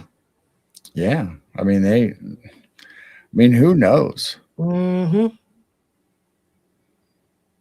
And all the things they destroyed and killed. Nothing to see here, folks. So I went out and found some pictures, and we didn't get a chance to share them on Jessica's show. She had pictures and stuff to share of her own, so we never got to our pictures. So if you look at this guy, this statue, there's no way they carved that. This not only shows like his muscles and I think they got turned into stone. There's no way you can carve something in those details. That's wow. And so yeah, the veil. Yeah. Right. So here's statues from 1411 all the way to 1880. I mean, how do you carve a statue where you can see the body through lace or a veil? How do you carve that with a hammer and chisel? You can't. I still think they were turned to stone somehow. And funny thing is, here's Medusa's head. Yeah. So I brought up on Jessica's show that Medusa could turn people to stone by them gazing into her eyes. So if you stared into her eyes, she would turn you into stone. Ooh, yeah. So what if some of these statues were from people or gorgons, Gorgone? What if there still exist all the way through the centuries? What if people from Medusa's DNA are still around and can turn people into stone? And could this explain how we get these statues? Yeah, not just the statues, but the giants that look like they're mountains, sleeping giants. And there's no way you could carve that. That just looks like some catastrophic event that turns certain people into stone. I mean, look at her hair and the lace around her collar, which we talk about these people that wear these big giant collars like lizards would have around So their they're neck. saying they chipped that out without mistakes. Oh my gosh. I know I got so many questions too, Dojo. Especially the rabbit holes we've all been going down. Yeah, that's got to be some kind of, they got instantly petrified. So either it's something. I mean, and there's two or three races other than the Gorgons that can turn people into stone by looking at them, and it's on those old world maps. It actually says on there, and if you go to the explanation, it says they can freeze you or turn you into stone by eyesight. But either this is some kind of old technology with lasers or some process that can smooth the stone out, or like we talked about a week or so ago about the Aztecs and explorers Blues knew Cruise, how to soften stone and mold it, then it turned hard again. Blues Cruise said liquid marble. Liquid marble. So there was a technology that they used to excuse me, soften the stone. Yeah, there you go. That's one of the other races. And now you got to question wax museums. And if you look at Narnia, anything that got turned into stone statues was able to come back to life again. Wouldn't that be creepy to have something like this coming back to life? 3D printed sculptures. I mean, that's just, you don't see anybody doing anything like this these days. So I found the article Wow. of what Jessica was talking about. I'd seen the same video, and I think I sent it to her, and she'd already seen it, about how there's a process of electroplating corpses or human beings. And So basically, like we have watches and silver is electroplated, the spoons and forks and knives. It's not true silver. This has a coating on it. So there's a process of electroplating that do that. Well, in the 1800s, or I think it was early 1800s, maybe 1700s, there was actually a process of doing this to corpses or humans, electroplating them. So I, once again, where my mind goes, I thought, well, what about all the bronzes and all the statues that are covered in metal that we have in museums and outside buildings? Were those real people that got electroplated? Oh, Valley of the Dry Bones. Oh, yeah. I see that one with the veil over it. Oh my gosh, there's no way you can chisel and carve out those kind of details. Wow.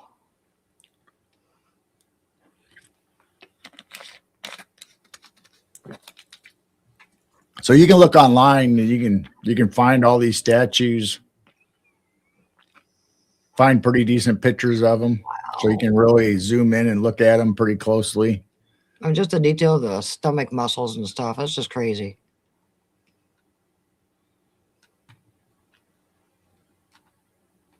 Robin says the Thinker, the giant sculpture. Yeah. Yep, the Thinker. People show that all the time, and Atlas holding the world on top of its shoulders, and it's time to get electroplated. Well, we electroplate or bronze baby shoes, and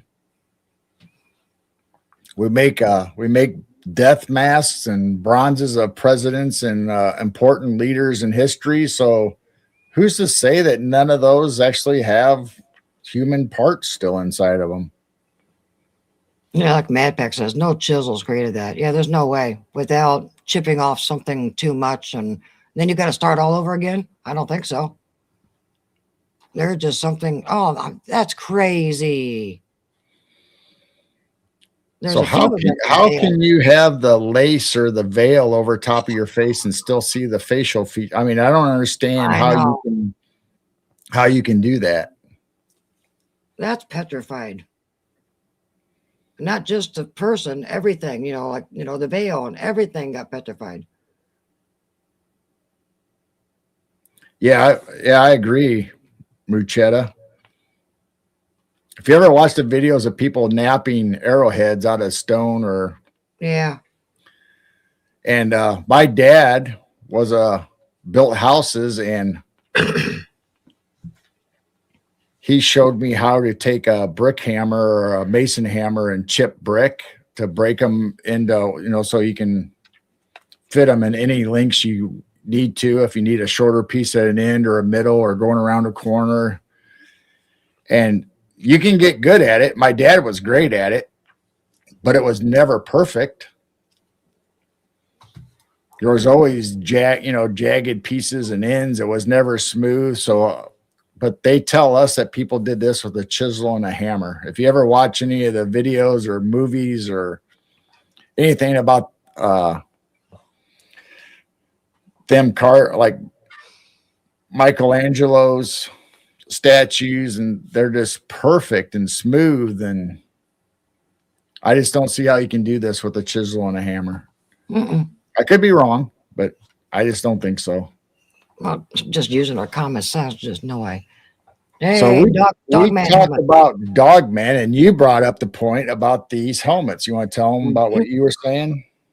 Yeah, going down these rabbit holes. Oh, actually, Dojo and Mad Pax knows them. I'm pretty sure it was Demon Eraser that I watched. He was talking about dogmen being from Canaan and Canaanites being knights. And then eventually the K is silent. So it was K knights, but then they, got rid of the K. And then I was told on some show that you look up these old helmets, they're not made for a human, for the eyes and everything, that they are shaped like a dog man. So, like St. Christopher, and if Canaan was Canaanites, dogs, this just makes sense that they were knights, and they're shaped like a dog face, not for a human. So that's where I first got it. It was an old show that I found that he was talking about dogmen and Canaanites and the canine teeth, and it was a really interesting video. But it does make sense. So you can go to sites that show medieval armor, and they have them on display. They have them still in castles that family owned, full suits, and you can see some of these helmets that are like this that existed. So it's not like somebody made these up, or they were actually available at the time of the King Arthur and the UK and Europe when they had the Crusades and the wars. You ever talk about the Knights Templar and that whole era, all the fighting and stuff. And then you brought up those pictures of like the swords and the shields being connected to the ether. Yes. And that's something we didn't bring up on Jessica's show. No, we never. I mean, we were. Yeah. It's so funny how you, just like us tonight, it's 12 o'clock already, 12 a.m., and we started at 10. So you start rabbit holing and starting going and expounding on different thoughts that you have. And before you know it, 2 or 3 hours are gone. You never still get through all your stuff. But let me find those pictures again, and we'll go over them. And of course, the Catholic Church is the ones that changed. Oh no, he's not a dogman anymore. He's a human. So that's why there's pictures of St. Christopher actually being human. But the old paintings and stuff, he's a dogman. And we also brought up that scripture, which I don't exactly know where, but when the lady comes up and talks to Jesus, and he makes a comment to her and pretty much calling her a dog, and the dogs eat the crumbs underneath the table. He wasn't name calling her. He was calling her a dog because she was a dog. She was a Canaanite, and he knew it. So that, that scripture makes more sense now. And, why would he be rude to that lady saying, the breadcrumbs are under the table? Well, we're going down these rabbit holes. It makes more sense that she was a dog woman, dog man from Canaanite. So And not here, everybody has canine teeth, which is kind of interesting too.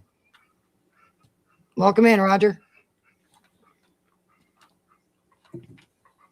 So if you don't have canine teeth, that means you don't have any DNA of any type of dog man or what? Is interesting that some have canine teeth, some people don't. so I found this online in an old book, and it shows knights training or fighting, and it shows how they have energy coming off their swords and off these different objects and things in this picture or this inscription. That has to be that. I mean, what else would this be besides them getting power off of the ether for their swords and their shields and stuff? So I took some close-ups, some screen captures. So you can clearly see Yeah. Looks like lightning or something. energy coming off these swords. Lightsabers. Hey, Laura, welcome in. So this was out of a different book, That's wild. and you can see that they have energy coming off their shields and their swords. So I was thinking one day when I was scrolling through, we were going to do, I was going to do a show, and we haven't done it yet. I'm still collecting images of royals, kings and queens that used to have scepters with jewels on them, their crown jewels on their necklaces and their crowns. Where'd it go? How about that? Armor acted like a Faraday cage. Yeah, Protected them, plus they can zap people. right. Yeah, I was thinking that. Is that where they get Star Wars and the lightsabers? So to go along with that, those pictures of those knights fighting, you can go, like I said, you can look at the kings and queens crown, especially England's, their crowns. They have pictures of them in museums, and they have pictures online. So I found this, and this matches what we were talking about, that you have crystals throughout this whole thing, and on the end, so you could be getting ether energy going into these crystals. And here's a glass, and this could have held mercury. This could have been whatever. There's a copper rod going through it. Man, The copper rod goes down into mounting this sword or the blade. Oh, that's gorgeous. So there's no reason why this couldn't conduct electricity and be used as a weapon of ether energy. And glows. Wow. So if you go out and you can find, like I said, you can find many examples of real swords that were really from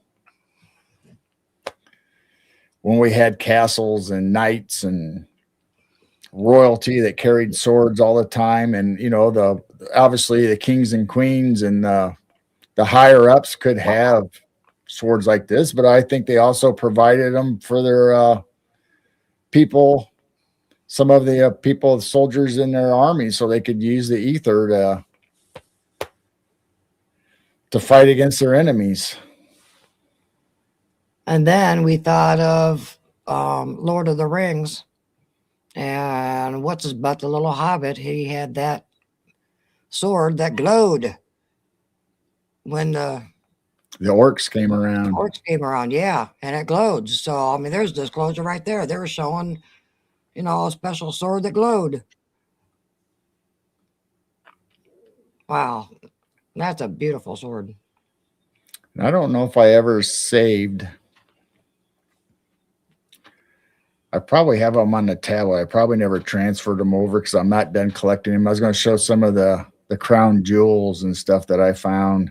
And they all have names, and they all have purposes. If you read the history of them, the explanation of them. Oh my gosh. These swords are not available on Temu. No, but you could probably make something like it. Well, I'm kind of surprised they haven't hid some of these photos and stuff too.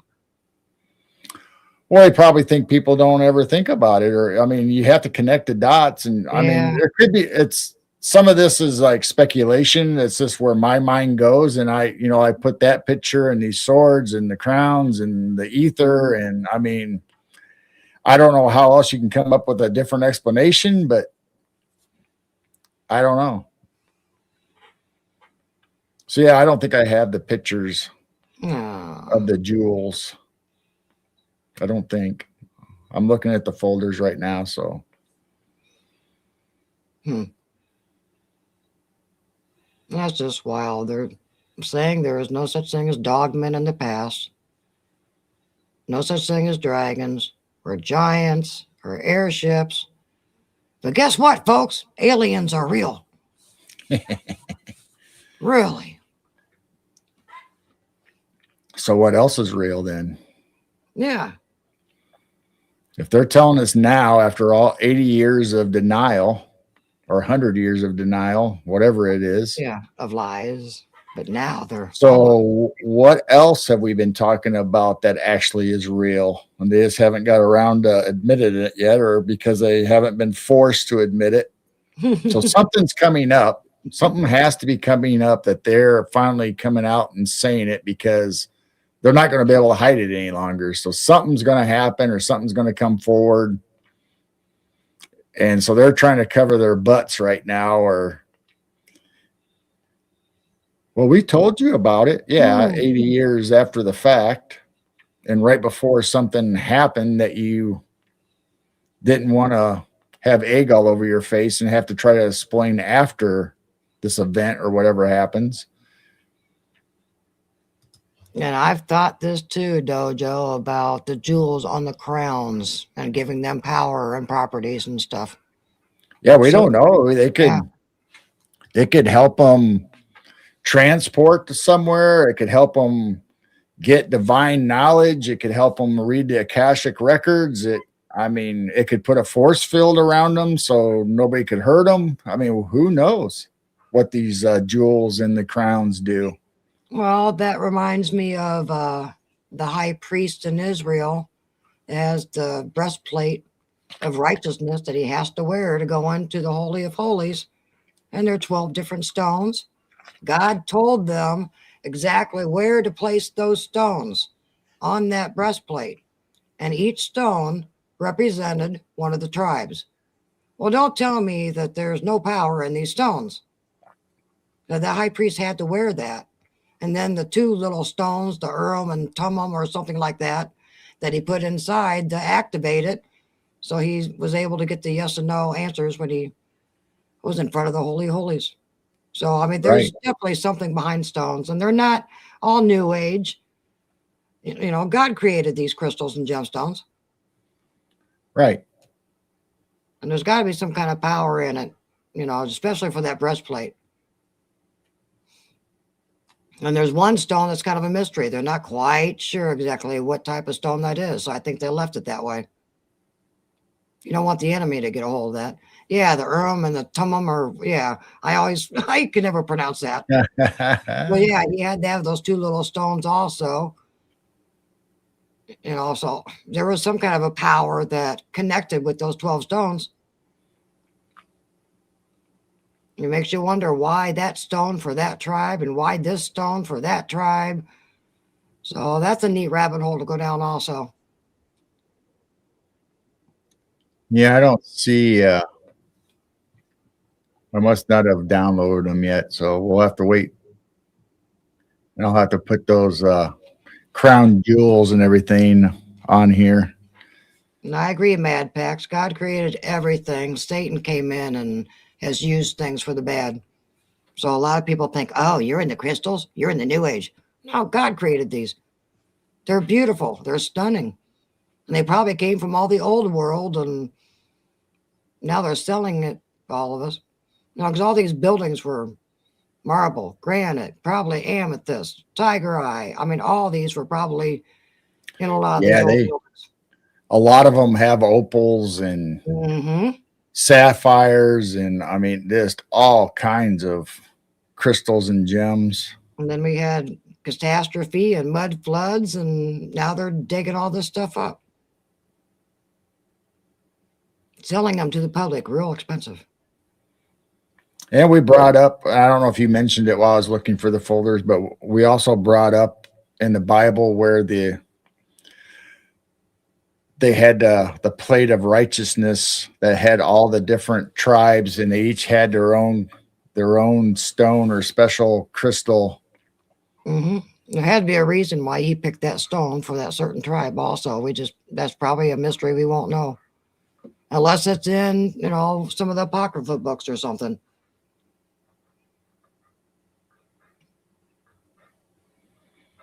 Very interesting. So the another thing that I found, and other people have talked about it, is nothing that's unusual, but the ether used to be an element on the atomic chart for, Mm-hmm. like, we have silver and gold and all the gases and all that on this atomic chart. Ether used to be one of them, and then they took it off.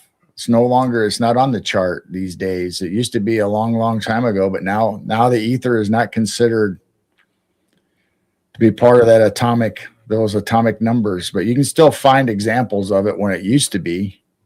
And it's in old books also, being up in the sky.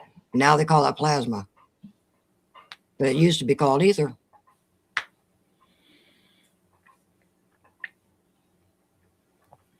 And how many more lies is there? Oh, and Jasher, each of the sons had special abilities. I still need to get into Jasher more. So maybe it is possible connected with those. Oh, that makes sense. Connected with the stones. Yeah. Special abilities. Interesting. Oh, there's no supernatural and paranormal in the Bible. Well, I mean, look at the tales. Look at the tales, and you have Merlin for King Arthur's court talking about the Philosopher's Stone. Mm-hmm. So look up, go down the rabbit hole and see what the Philosopher's Stone was said to have been able to do, and what if you held the Philosopher's Stone, you had all knowledge and you can travel through time and space, and I mean, it was just amazing. Don't you And think people talk about that the Philosopher's Stone really does exist. If you look at the Marvel movies, mm-hmm. look at them collecting these stones from all over the world. They had to keep them separated so they weren't all brought together. So if you had a Philosopher's Stone, and say you had other stones that could communicate or become a greater power, if you have so maybe they're still out all around the whole world somewhere, hidden away in a temple or buried or guarded by a dragon, like Lord of the Rings. That was a special stone. Do you remember what the name of that was? No, you can find it pretty easy. But that was a special stone also. Right. Wow.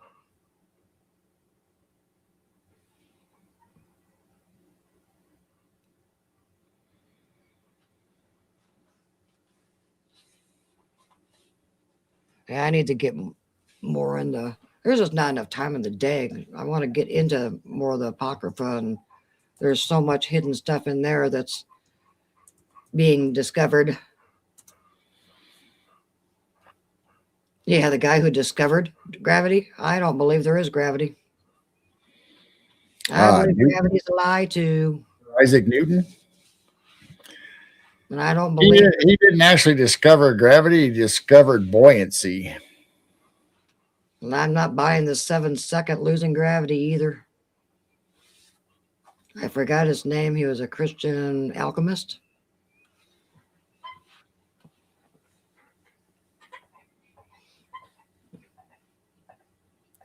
Well, Sir Isaac Newton is attributed to. Oh, okay. Just a minute. For the theory of gravity, but like I said, it's more buoyancy. It's not gravity. You can't prove gravity. You can use it to try to explain your theory, or you can just say it's gravity, but now buoyancy buoyancy, just like in water, how different things in different waters or liquids can float. You can explain that. So a feather floating through the wind, not being slammed down into the earth, as like they talk about gravity, or talk about a bumblebee or a bee being able to lift off the ground and fly. Well, if you had such strong gravity that holds the oceans against a globe, how can a bumblebee or a butterfly be able to fly anywhere and freely unless it's buoyancy?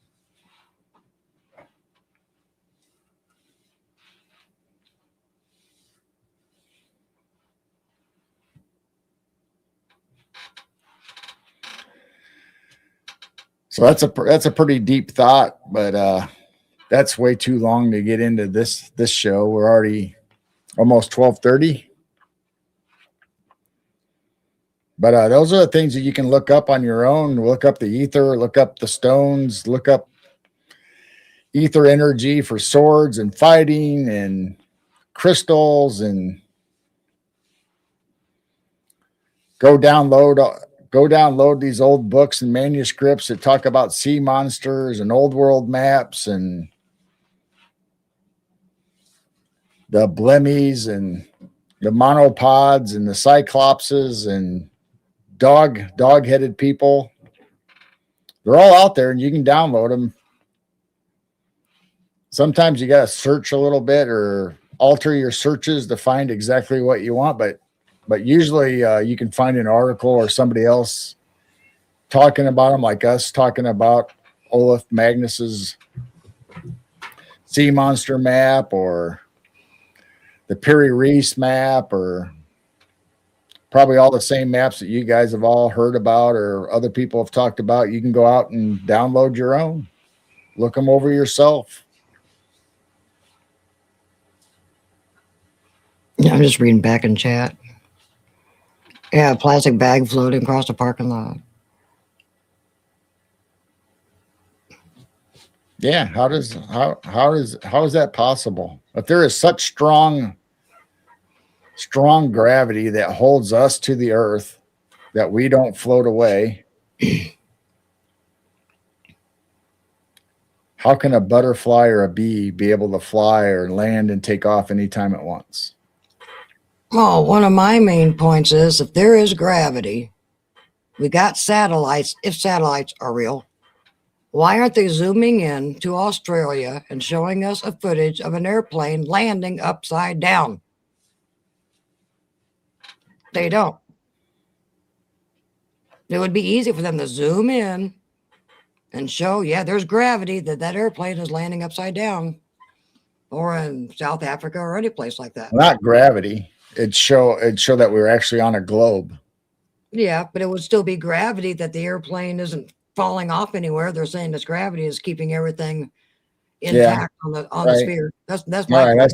I see where you're going, but I'd like to see it just to say, okay, if the world has an up and a down, why aren't we seeing what's going on the downside? Uh-oh, Blazer brought up the moon. That's another whole show. Don't get me started on the moon. Yeah, don't get us started on the moon. When the president calls them within a couple seconds, clear connection. Yeah. On a rotary phone. On a rotary phone, and we all believed it. Wow, that was magic.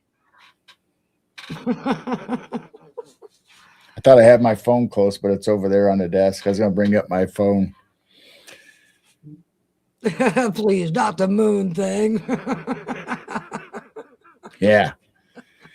We can spend hours talking about the moon. Well, actually, all these subjects. Yeah. There isn't a subject that we just try to hit the highlights, and I mean, we could spend the whole 3 hours or 4 or 5 hours just on one subject and really get down into it. But hey, Brother Tom. Yeah, I've been kind of watching. I'm seeing lightning on the cameras right now. It's supposed to be around 1, 2 o'clock in the morning, but I don't think there's any tornado activity, just really good, strong storm.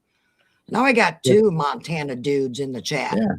So I don't know if we asked Blazer or Blazer said, but Tom, did you guys get a bunch of snow? Did they get snow or that snowstorm that hit?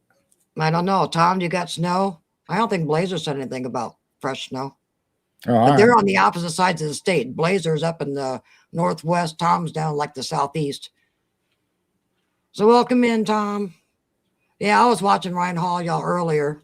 So he's still on, that poor guy. Let me check the map real quick. I am seeing a lot more lightning on the cameras. Yep, it's close to Peoria. Looks like we might get the corner edge of it. Oh, goody. Goody, goody. No snow here. It's been 55 where Blazer's at. Tom says what, 3? Tom's got 3 inches? Yeah, that's not much snow. Yeah, you guys are behind on snow this year too, aren't you? Everybody is. Wow. Well, except for the East Coast. I think they're caught up on snow. Yeah. Yeah, I'll keep an eye on that. And then we got more, I think, on and off for the next several hours.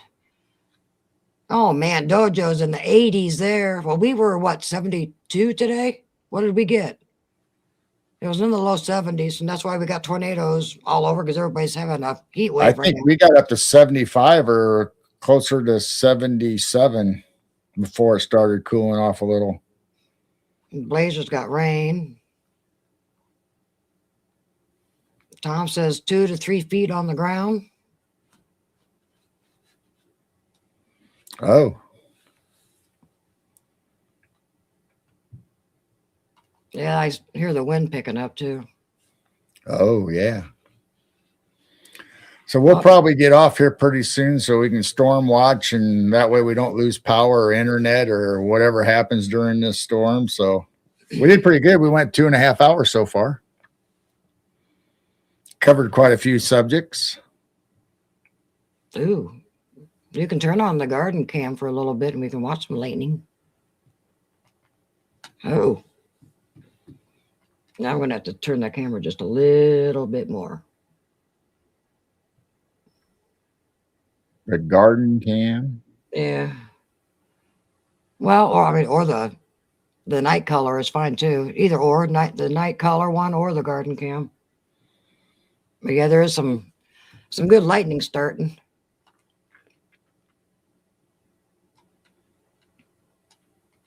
These cameras work really good in a storm until they get too much moisture on the lens.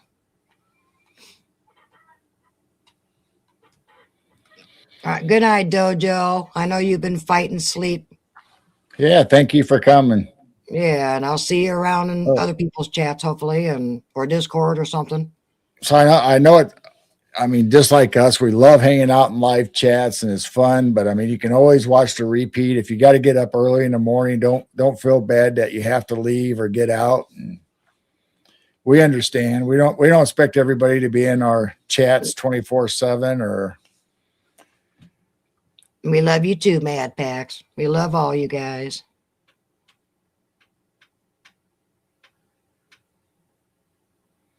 So yeah, maybe we'll get a little more rain after all. Wow, where's all the lightning? Well, I saw some over by the tree over there in the left-hand side. Yeah, that's the storm that's heading up here from Peoria. But you guys can all go over to our 24/7 live feed on our channel, Midwest Night Watchers, which you're watching this show on now, obviously. But there's also a live of our 24/7. So this camera and other cameras are always up there. Jane moves them around and puts them up, and so you guys have different views throughout the night and during the day.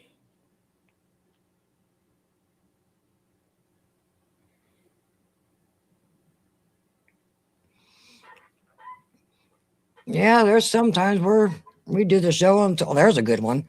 We do the show until 2 in the morning sometimes, but usually Yeah, well, around about 1 o'clock we usually stop. yeah, I 3 think hours. when we started getting building up 3, 4 hours, 5 hours, but we didn't intentionally want to go 4 or 5 hours. We were getting tired and getting ready to get off. Then the UK crowd would come in, so we'd go ahead and stay on and start talking again, and we'd end up being 4 or 5 hours. Ooh, that is a good one down there. Yep, and according to Fox radar, that's going to be a direct hit. It's pretty red down there by Peoria. Wow.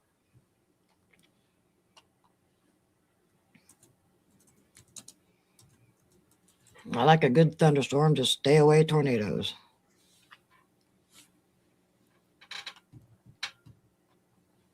And deer must know too, because I haven't seen a deer at all tonight. Yeah, they're all hunkered down. Even the geese didn't show up tonight, so I think they knew, and they've been showing up every single night getting that deer corn. So even the geese knew. Well, thank you, Tom. Yeah, I've been kind of watching the lightning and hitting the map. I knew it was going to start hitting us around 1 o'clock. So we usually stay up around 2 or 3 anyway. So we'll be watching the storm and That was a good one. see if there's any big booms or lightning hits, strikes before we go to bed. We generally like to stay up and watch the storms and make sure they're going around us or passed by us already before we try to go to sleep. Much love, brother Tom. Love you. Yeah, thanks for coming, Tom. Give Cheryl a big hug for me. Oh, snow next week for Blazer's telling Tom there's going to be snow next week. Oh, goody. Oh boy. Yeah, and animals do let you know. Did you see any geese today? I didn't see any No, geese land today the geese either. did not show up today. That's why I was saying they probably knew about these storms too, because the geese were showing up every night, and they did not show up tonight. So they know. Oh, that's a good one. Yeah, this is going to be a good storm. So yeah, if you want to watch a good lightning storm, unless the camera gets all wet and icky from the rain, or we lose power or something. So here's the garden view. This is the black and white infrared. They called for So we have a nighttime color, and then we have another camera that gives us the infrared. So I want to see what the lightning looks like on this camera. Tom said they called for 18 inches last week, and they got 4 inches. Yeah, that's like us. They said we were going to get all this snow here in Illinois, especially central Illinois, and we usually got 2 to 3, and sometimes just a dusting. So we were way behind on our moisture and precipitation and snow count. So it's going to be a dry, hot summer early, I believe. I can already see some of the grass turning green already. Yeah, I noticed that because we finally got some rain. Yeah, I noticed that there's some green spots in our yard today from this morning storms. So it's not even spring hardly, and we're gonna have to start mowing.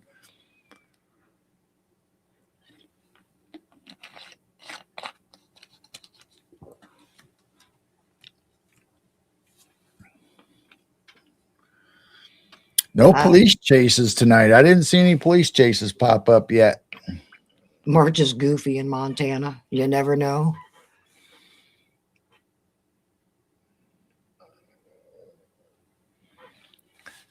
No Los Angeles police chases tonight that I saw. Yeah. That means Dwarf's not going to go live. Unless one happens again right after we go off. That's what happened the last 2 times. Let's manifest a chase. And that was perfect timing a couple of weeks ago. We go off the air and Dwarf goes live with a police chase. I think was it last night we had that truck? Last night was a truck, I believe. Yeah. That, oh my gosh, that truck was crazy. I was thinking we're going to see a nasty accident. And yes, everybody change your clocks this weekend. And we've got Brian Minnick, Montauk is Strange, coming on Sunday, 7 Central.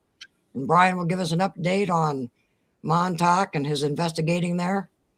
So that'll be a good show. So change your clock.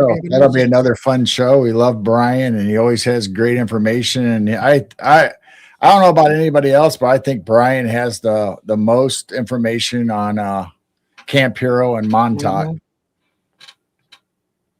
Since he's been going there and exploring since he was a kid. Yeah, I think it was like 10 or 11 the first time he went there. So he's been exploring for a long time.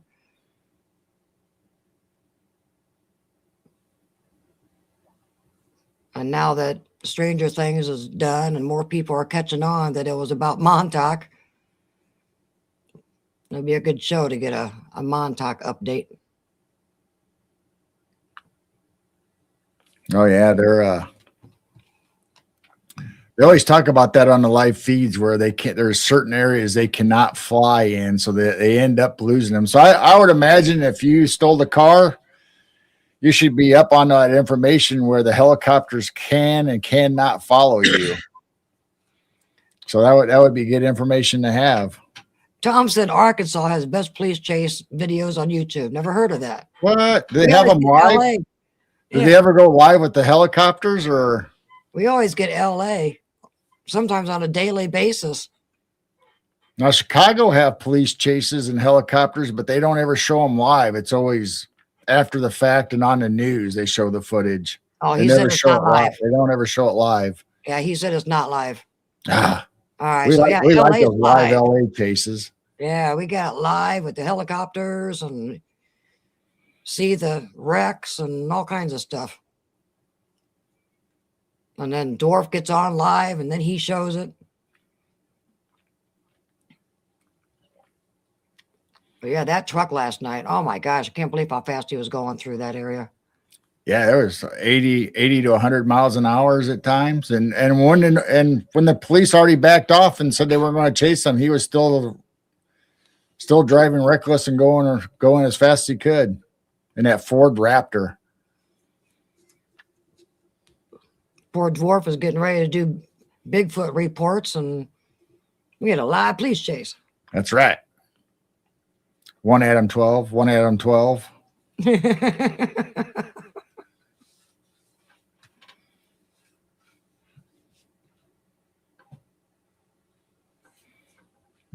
me check to see how close that is.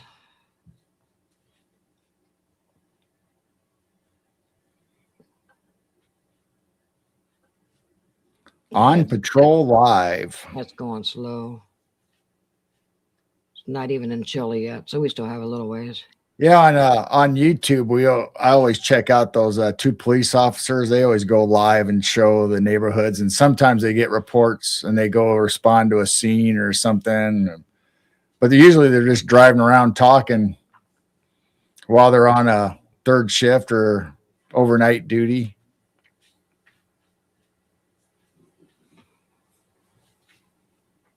Wow, some pretty good lightning.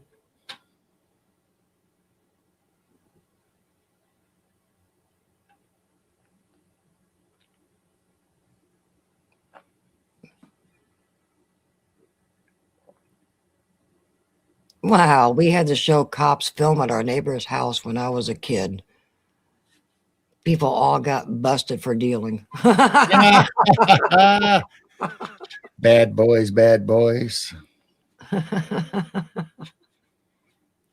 They still got those cop shows on. Are they new or are they just reruns? No, they're new ones. They're like it's not called Cops anymore. I think it's Police Live or Police something, Police Patrol or chopping it up. I think it's on A&E or something. You can still watch that kind of stuff. Or you can go on YouTube and watch actual police out in the field. Blazer said they had that in their area too in Portland in the 80s. Goodness.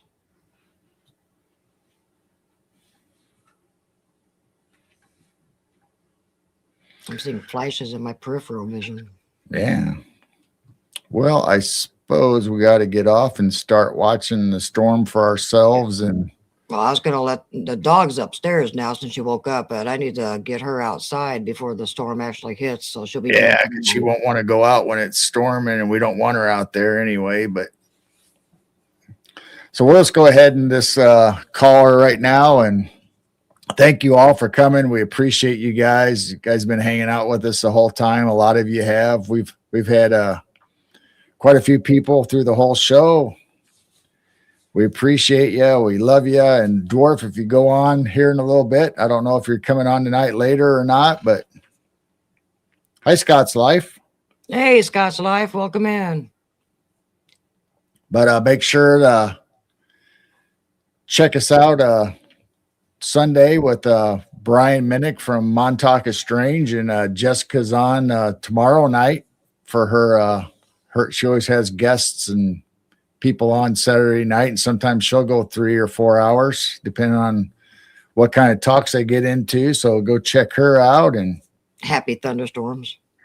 Happy thunderstorms. But if not, we will see you Sunday, or maybe we'll pop on a show. You never know. We did a couple shows this week of Jessica already, and you just never know where you'll find us popping on. And definitely catch us back here next Friday. We'll be back with some more weird stuff. You never know what we'll find throughout the week or want to talk about. Dwarf's not going live. He went live today. Oh, okay. Yeah, I got called to the office today. Oh, that's right. Yeah, you got called to the office today. Yeah, So on that note, much love, everybody. And see if I can get the fireworks going. Yay. All right. All right. So we love you. Thank you for coming. We appreciate it so much. Please go check out our merchandise store if you'd like. No pressure. Please check out our 24/7.